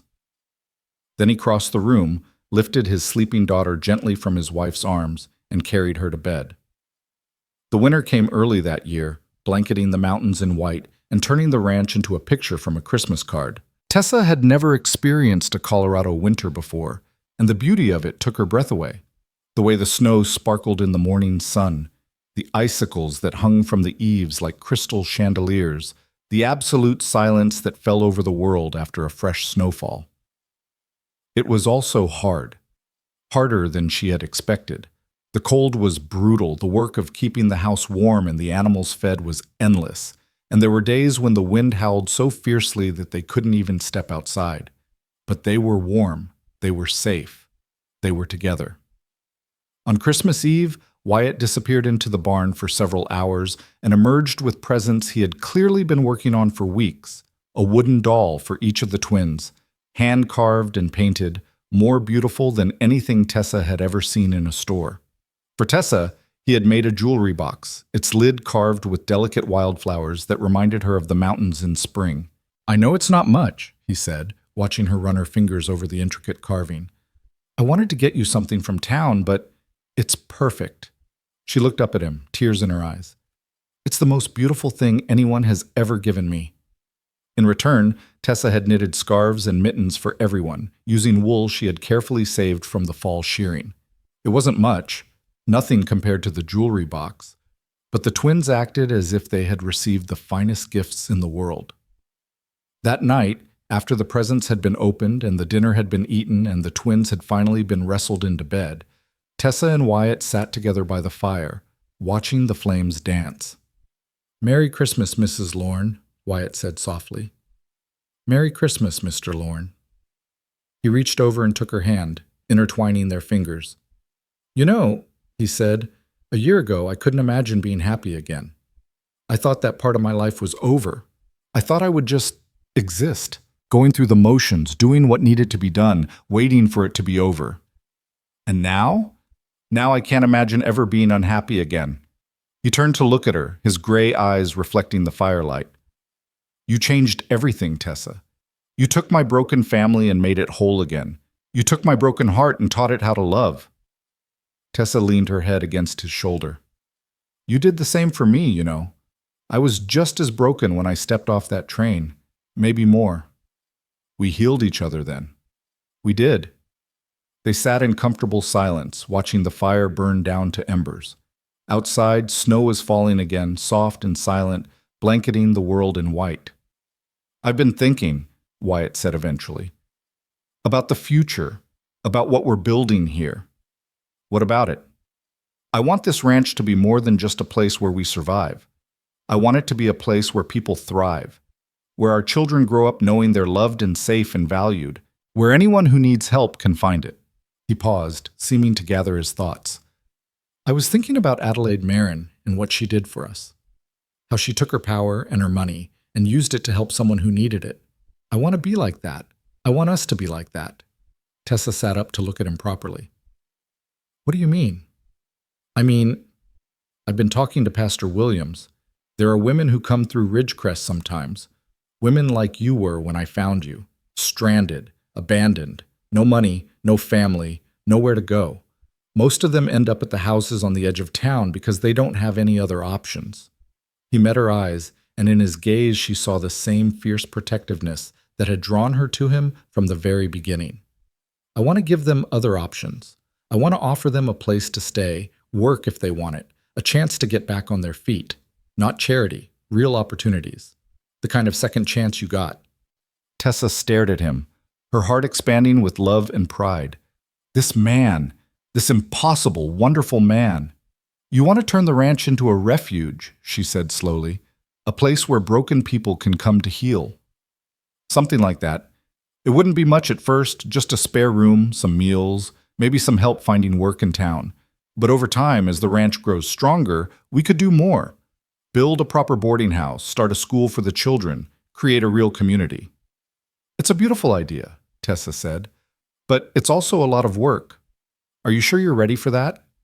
Wyatt smiled, that slow, warm smile that still made her heart skip a beat. "I'm ready for anything," he said, "as long as I'm doing it with you." Tessa leaned in and kissed him, soft and sweet, tasting coffee and wood smoke and home. "Then let's do it," she whispered against his lips. "Let's build something beautiful." The new year came in with a storm that kept them housebound for 3 days, and when it finally cleared, the world outside looked like it had been reborn. The snow was pristine and untouched, the sky was a brilliant cloudless blue, and the mountains seemed closer than ever, as if they were watching over the little ranch nestled in their shadow. Tessa stood on the porch, wrapped in a blanket against the cold, and watched the sun rise over the peaks. Behind her, she could hear the sounds of the household waking up. Wyatt's footsteps in the kitchen, Emma's excited chatter, Lily's quieter murmurs. Her family. She thought about the woman she had been a year ago, desperate, hopeless, standing alone on a train platform with her life in ruins. She thought about all the paths that could have led her to different endings, the houses on the edge of town, the churches that offered charity but not dignity, the endless struggle of trying to survive in a world that didn't want her. And she thought about how different things had turned out, how a single act of kindness, a cowboy approaching a stranger and offering her shelter, had changed everything. "Penny for your thoughts?" Wyatt had come to stand beside her, 2 cups of coffee in his hands. He offered her one, and she took it gratefully, wrapping her cold fingers around the warm ceramic. "I was thinking about second chances," she said, "about how rare they are and how precious. We've been given a lot of them, haven't we?" "We have." She turned to look at him, her husband, her partner, her home. "And I don't want to waste a single one." Wyatt pulled her close, and together they watched the sun climb higher, painting the snow in shades of gold and pink. "We won't," he promised, "not a single one." The door burst open behind them, and 2 small bodies came hurtling out onto the porch, shrieking with excitement about the snow and the sunshine and the thousands of urgent things that absolutely had to be done right this very second. Tessa laughed and let herself be dragged into the chaos, into the love, into the beautiful, imperfect, absolutely perfect life she had somehow managed to find. This was not the life she had planned. It was not the life she had expected. It was so much better, and she would never, ever take it for granted. Spring came to Colorado like a promise kept, melting the snow from the mountains and filling the valleys with the sound of rushing water. The world that had seemed so harsh and unforgiving through the long winter months now burst into color, wildflowers carpeting the meadows, birds returning to fill the air with song, the red rocks glowing warm in the lengthening days. On the Lorne Ranch, the transformation was just as dramatic. The repairs that Wyatt had planned all winter were finally underway, and the sounds of hammering and sawing filled the air from dawn to dusk. The barn was getting a new roof. The fences were being reinforced. A small addition was being built onto the cabin, 2 extra rooms that would serve as the beginning of their dream to help others. Tessa watched it all from the porch, her hand resting on her stomach, a secret smile on her lips. She hadn't told Wyatt yet, hadn't told anyone. She wanted to be sure first, wanted to wait until the signs were unmistakable, until she could present him with certainty rather than hope. But with each passing day, the certainty grew stronger. A baby. Their baby. A child born of the love they had built together. The thought filled her with a joy so fierce it almost hurt. It was Emma who noticed first, because Emma noticed everything. "Mama, how come you keep touching your tummy?" the little girl asked one morning, climbing into Tessa's lap while she sat on the porch watching the construction. "Does it hurt? Did you eat something bad? One time I ate too many green apples and my tummy hurt for a whole day." "My tummy doesn't hurt, sweetheart." Tessa pulled Emma close, breathing in the familiar scent of her hair. "I'm just thinking." "About what?" Tessa hesitated. She had planned to tell Wyatt first, had imagined the moment so many times, his face when he heard the news, the joy that would light up his gray eyes. But Emma was looking at her with such innocent curiosity, and Lily had wandered over to join them, and suddenly the secret felt too big to keep any longer. "Can you two keep a secret?" Tessa asked. Both girls nodded eagerly, their eyes wide. "I think," Tessa said slowly, "that you might be getting a little brother or sister." The silence lasted exactly 2 seconds. Then Emma screamed, a full-throated shriek of excitement that probably carried all the way to town, and threw her arms around Tessa's neck so hard she nearly knocked them both off the chair. "A baby! We're getting a baby! Lily, did you hear? A baby!" "I heard," Lily said, but her voice was strange, and when Tessa looked at her, she saw something in the girl's face that made her heart clench. Not joy. Fear. "Emma, sweetheart, can you go tell Papa to come here?" Tessa said carefully. "I think it's time he knew too." Emma didn't need to be asked twice. She was off the porch and running toward the barn before Tessa could say another word, her excited shrieks echoing across the ranch yard. Tessa turned to Lily and opened her arms. "Come here, sweetheart." Lily hesitated, then climbed into her lap, her small body tense and trembling. "What's wrong?" Tessa asked softly. "I thought you'd be happy about a baby." "I am happy." But Lily's voice said otherwise. "It's just what?" Lily was quiet for a long moment. When she spoke, her words came out in a rush, as if she'd been holding them in for too long. "When Mama had us, she got sick. That's what Papa said. He said having babies is hard work, and sometimes mamas get sick, and sometimes they don't get better." Her gray eyes, so like her father's, were bright with unshed tears. "What if you get sick, Mama? What if you have the baby and you don't get better? What if you go away like our first mama did?" The words hit Tessa like a blow. She pulled Lily closer, holding her tight, feeling the child's heart race against her own. "Oh, sweetheart, my sweet, brave girl. I don't want you to go away." Lily's voice broke. "I love you, Mama. I don't want another mama. I just want you." Tessa felt tears sliding down her own cheeks.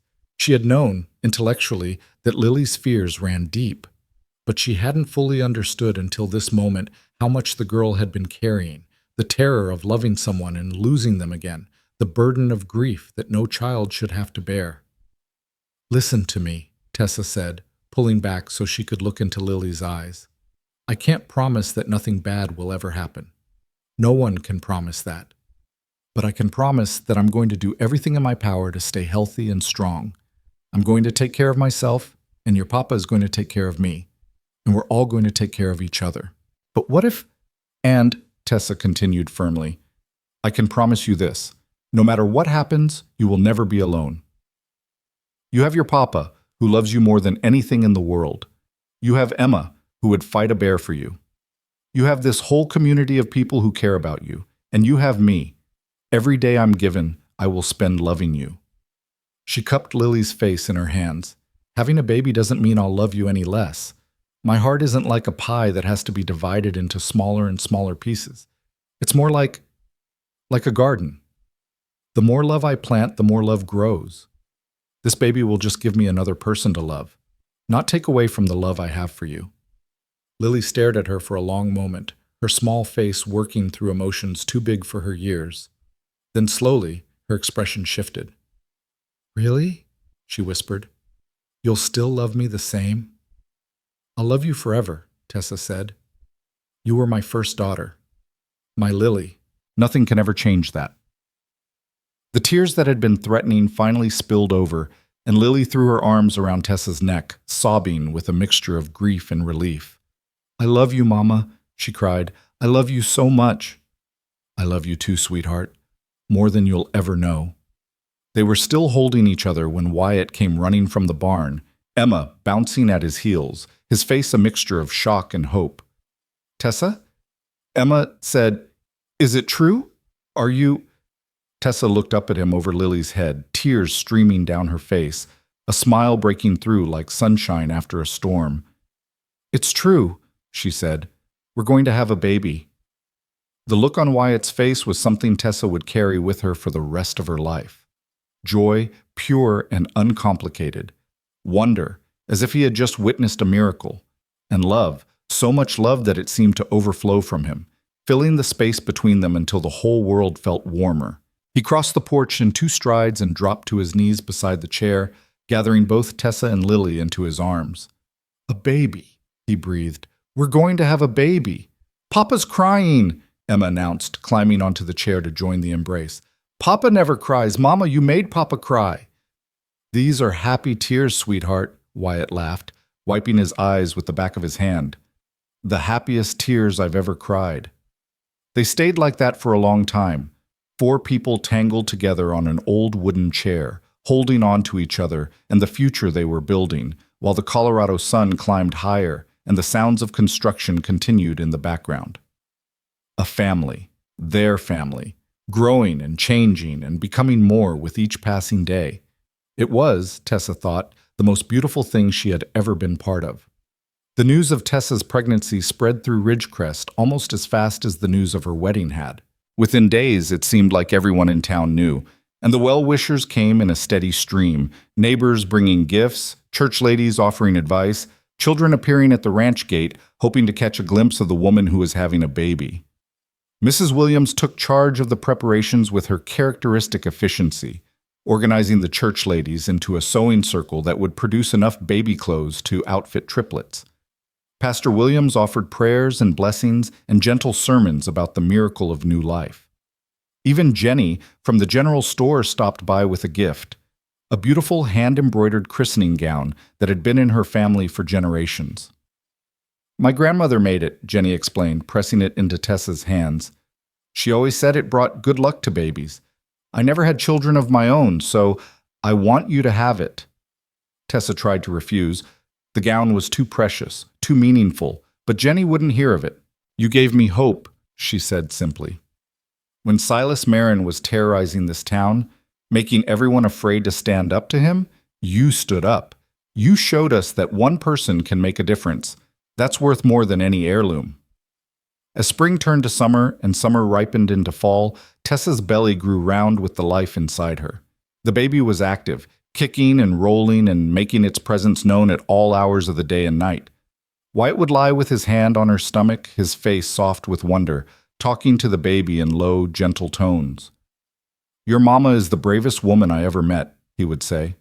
"She came all the way from Ohio on a train, and she didn't know anybody, and everything went wrong. But she didn't give up. She found us, and she made us a family again, and now she's bringing you into the world to make our family even bigger." "You're going to embarrass them before they're even born," Tessa would laugh. "That's my job as a father. Embarrassing my children is a sacred duty."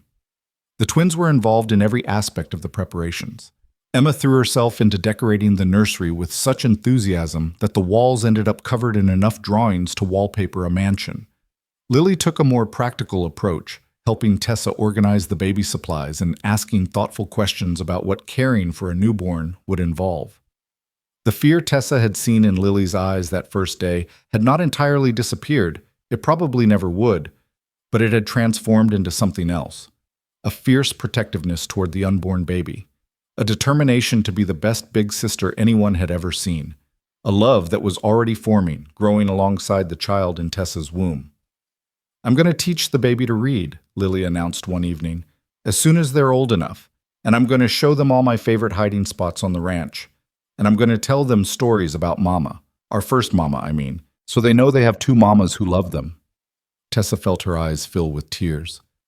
"That's beautiful, sweetheart. I think the baby would like that very much." The construction on the ranch continued throughout the pregnancy, though Wyatt insisted on handling the more strenuous tasks himself.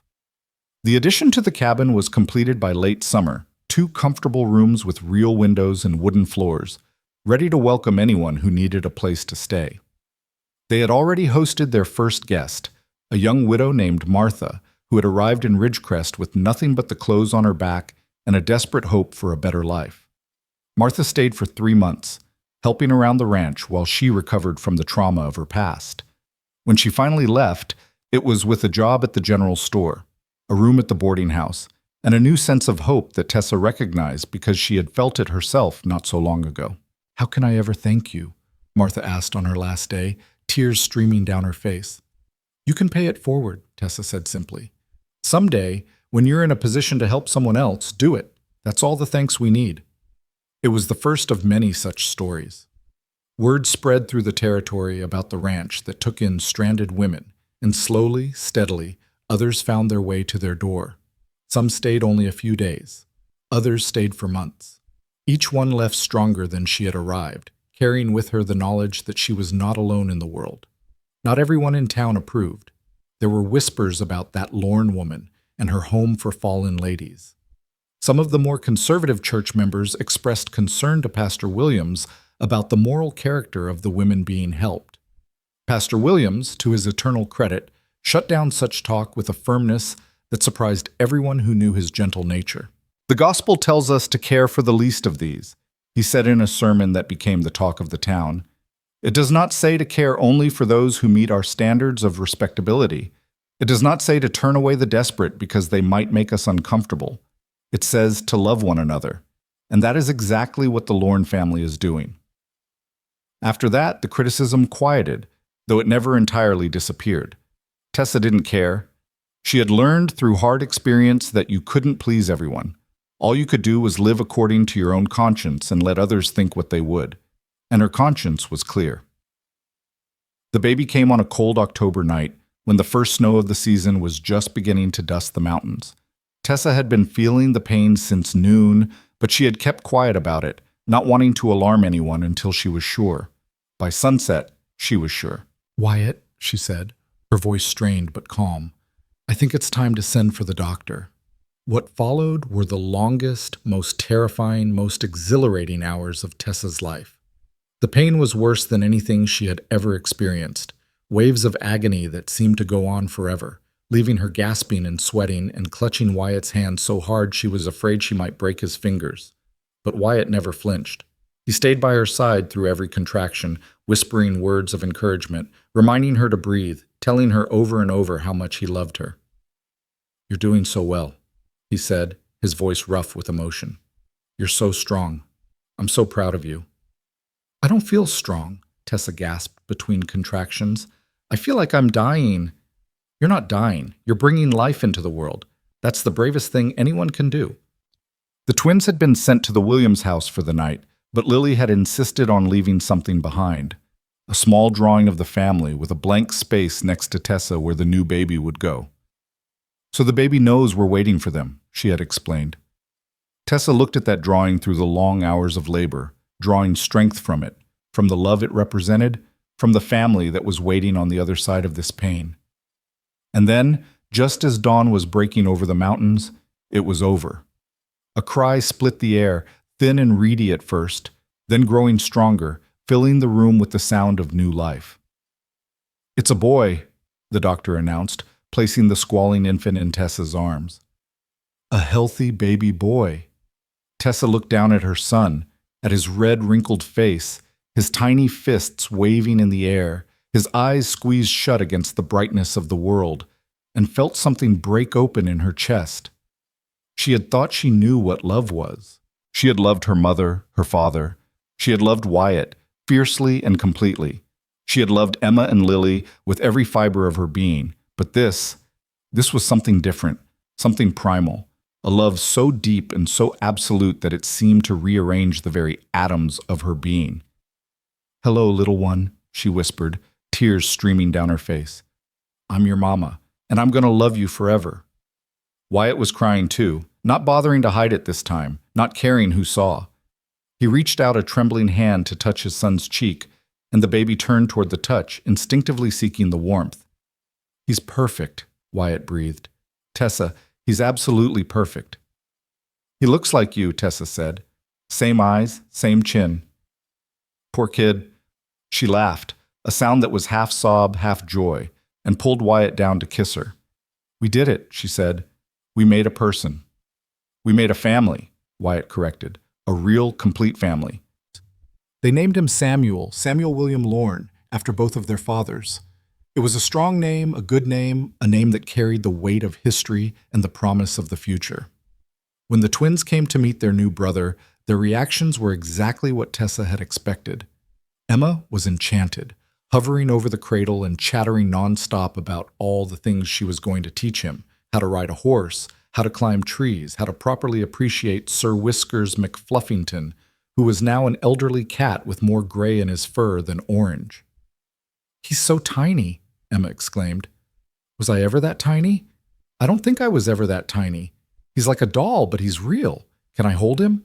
Please, please, please, can I hold him?" Lily was quieter, approaching the cradle with the same cautious reverence she might show a sacred object. She stood there for a long moment, looking down at the sleeping infant, her expression unreadable. Then very gently, she reached out and touched his hand. Samuel's tiny fingers closed around her larger one, gripping with surprising strength. Lily looked up at Tessa, her gray eyes bright with tears. "He's holding my hand," she whispered. "He knows you're his sister," Tessa said.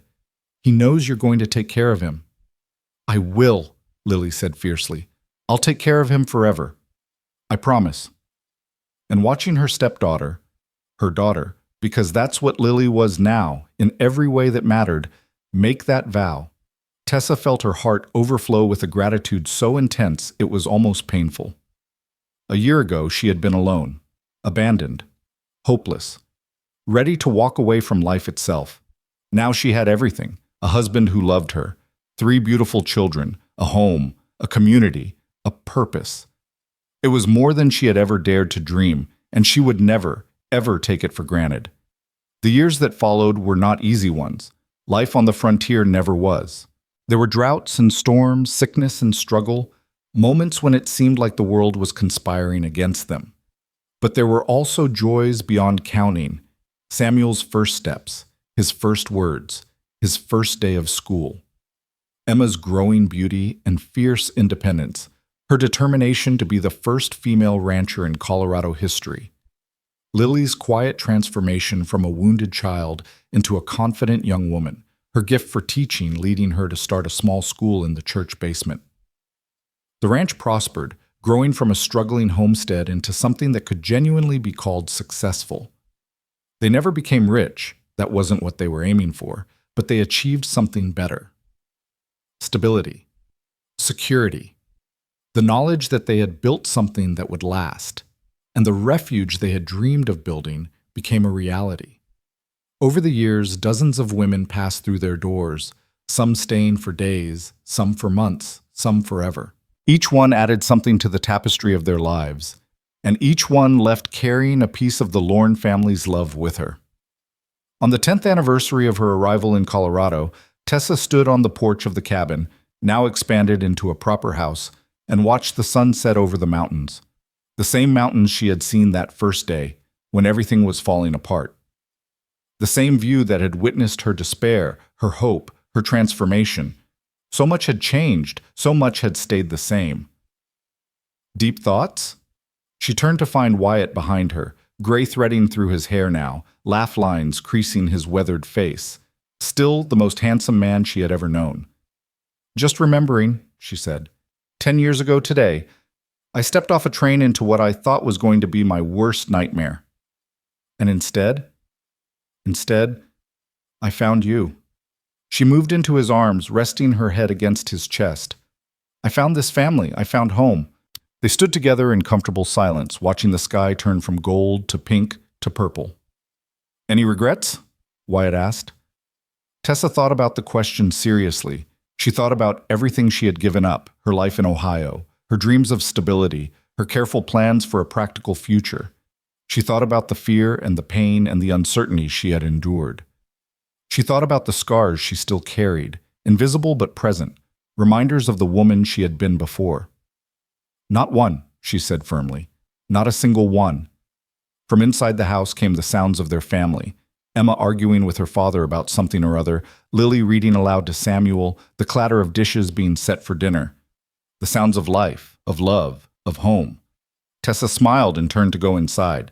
But before she did, she looked back one more time at the mountains that had witnessed her transformation, the mountains that would stand forever, long after she was gone, watching over this land and the people who lived on it.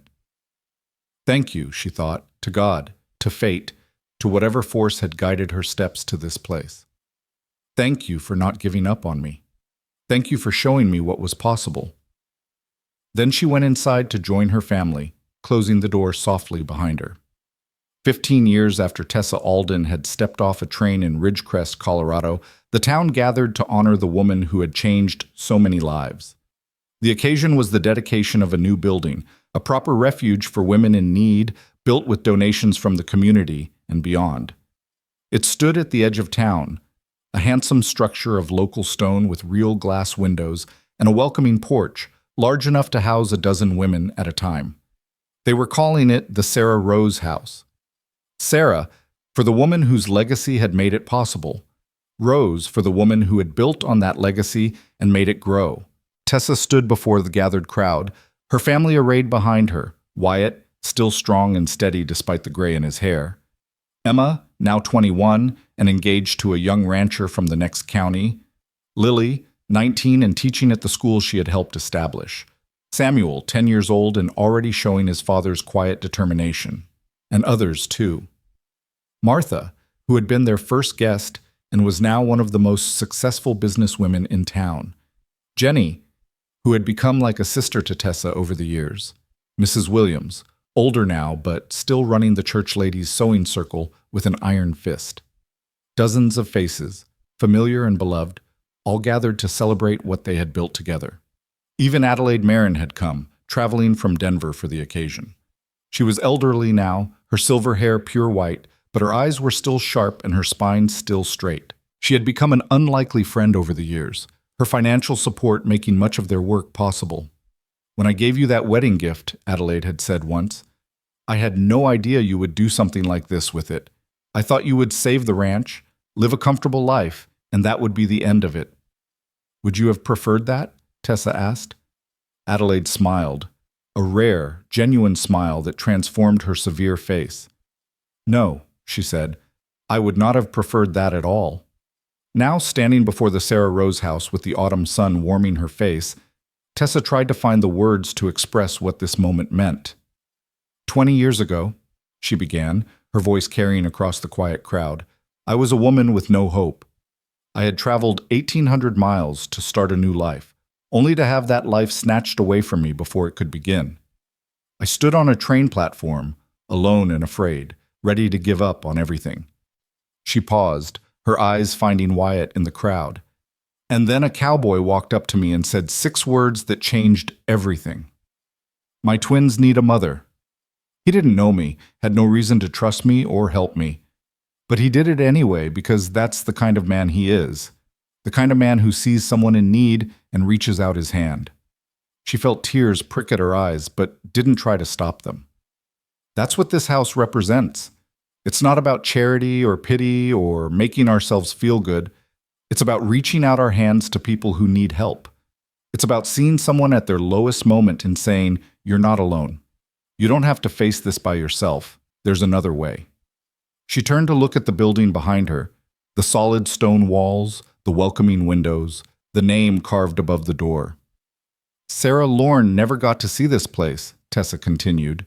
She died before I ever came to Colorado, before her husband found me on that platform, before any of this began. But in a way, she's the one who made it possible. Her love, her legacy, Her belief that everyone deserves a second chance, that's the foundation we built on. And I hope, wherever she is, she knows that her memory lives on in every woman who walks through these doors. She had to stop for a moment, her voice catching. This house is named for Sarah and for me, but it belongs to all of us, to everyone who contributed money or time or labor, to everyone who believed that we could make a difference, to everyone who refused to accept that the world had to be cruel and cold and uncaring. She looked out at the faces before her, the people who had become her community, her friends, her family. I came to Colorado looking for a home, she said. I found so much more. I found a family. I found a purpose. I found the courage to believe that one person, one ordinary, imperfect, scared person, can change the world, one act of kindness at a time. She smiled, her tears falling freely now. This house is proof of that. Every woman who walks through these doors, every life that's changed for the better, every story that ends in hope instead of despair, that's proof that love is stronger than cruelty, that kindness is more powerful than hate, that no matter how dark things seem, there's always a light waiting to guide us home. She took a deep breath.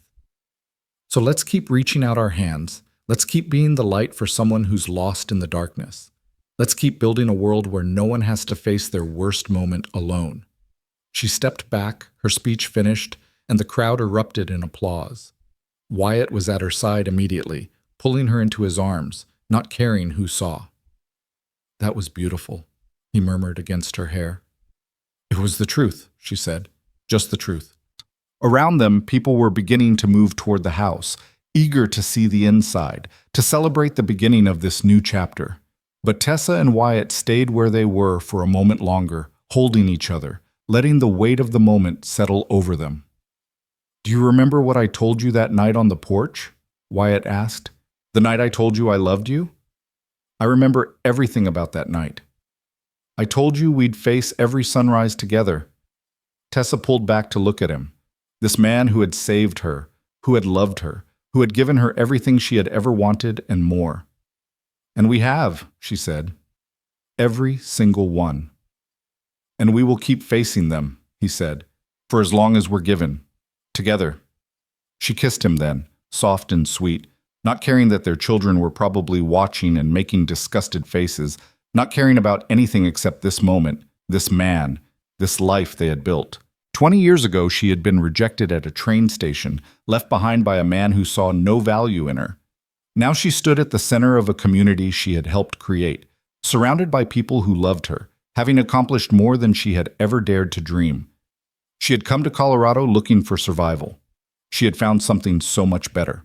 She had found home. That night, after the celebration was over and the guests had gone home, Tessa sat on the porch of the house she had shared with Wyatt for 15 years. The same porch where she had made so many memories. The same view of the mountains that had witnessed her transformation. The twins, no, not twins anymore, grown women now, had returned to their own lives. Emma to the ranch she was building with her fiancé, Lily to the small house she shared with a fellow teacher from the school. Samuel was asleep in his room, worn out from the excitement of the day. It was just Tessa and Wyatt, the way it had been in the beginning. Happy? He asked, settling into the chair beside her. More than I have words for. They sat in comfortable silence, watching the stars wheel overhead. The same stars that had watched over them on their wedding night. The same stars that would watch over their children and their children's children, long after they were gone. I've been thinking, Tessa said eventually. About what? About how different everything could have been, if Silas had never rejected me, if you hadn't been at the station that day, if I had said no when you asked me to come to the ranch. And I'm so grateful that it happened exactly the way it did. She reached over and took his hand. Every moment of pain, every moment of fear, every moment of doubt, it was all worth it, because it led me here, to you, to this life. Wyatt squeezed her hand. I feel the same way. When Sarah died, I thought my life was over. I thought I would never be happy again. But now I understand that life doesn't end when we lose the people we love. It changes. It transforms. And if we're lucky, if we're brave enough to open our hearts again, it becomes something new and beautiful. Tessa felt tears sliding down her cheeks, but they were tears of joy. I love you, Wyatt Lorne. I love you too, Tessa Lorne. From the moment I saw you on that platform, lost and alone, something in me knew that you were the one, knew that our lives were going to be intertwined, knew that I was looking at my future. You never told me that before. I was afraid you'd think I was crazy. He laughed softly. A stranger walking up to you with some line about his twins needing a mother. You could have run the other way. I almost did, Tessa admitted. But something stopped me. Something made me trust you, even though I had no reason to. Even though everything in my experience told me that trusting a stranger was a mistake. What do you think it was? Tessa considered the question. She had asked herself the same thing many times over the years, never quite finding a satisfying answer. Hope, she said finally. Even at my lowest moment, even when I was ready to give up on everything, there was still a tiny spark of hope buried somewhere deep inside me. And when you reached out your hand, that spark caught fire. She turned to look at him. This man she had loved for 15 years. This man she would love until her last breath.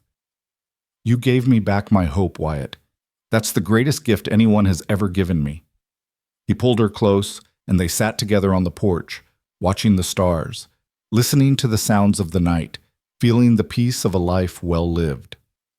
In the morning, there would be work to do, the ranch to run, the refuge to oversee, the endless tasks of building and maintaining and growing. But for now, in this moment, there was nothing but each other, nothing but love, nothing but home. The story of Tessa Alden, the mail-order bride who was rejected at the station and found her happy ending anyway, became something of a legend in Ridgecrest. People told it to their children, who told it to their children, passing down the tale of the brave woman from Ohio who had transformed tragedy into triumph. But Tessa never thought of herself as a legend. She was just a woman who had been given a second chance and had made the most of it. A woman who had learned that the worst moment of your life can become the doorway to the best. A woman who had discovered that home isn't a place, it's the people you love and the life you build together. On her last day, many years later, Tessa lay in the bed she had shared with Wyatt for almost half a century. Her children were gathered around her, Emma with her gray hair and her own grandchildren, Lily with the wisdom she had earned through a lifetime of teaching, Samuel with the quiet strength he had inherited from his father. Wyatt was there too, of course, older now, frailer, but still holding her hand the way he had on their wedding day. Don't be sad, Tessa whispered to her family. I'm not sad.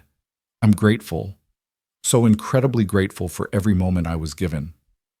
Mama, Lily said, her voice thick with tears. Is there anything you want? Tessa smiled, her eyes moving from face to face, memorizing each one. I have everything I ever wanted, she said. I have all of you. She closed her eyes, feeling the warmth of her family surrounding her, feeling the love that had sustained her through all the years. And as she drifted into whatever came next, her last thought was not of the train platform where she had been abandoned, or the pain of rejection, or the struggles she had endured. Her last thought was of a dusty Colorado morning, a cowboy with gentle eyes, and two little girls peeking shyly from behind their father. Her last thought was of home, and she smiled. The end.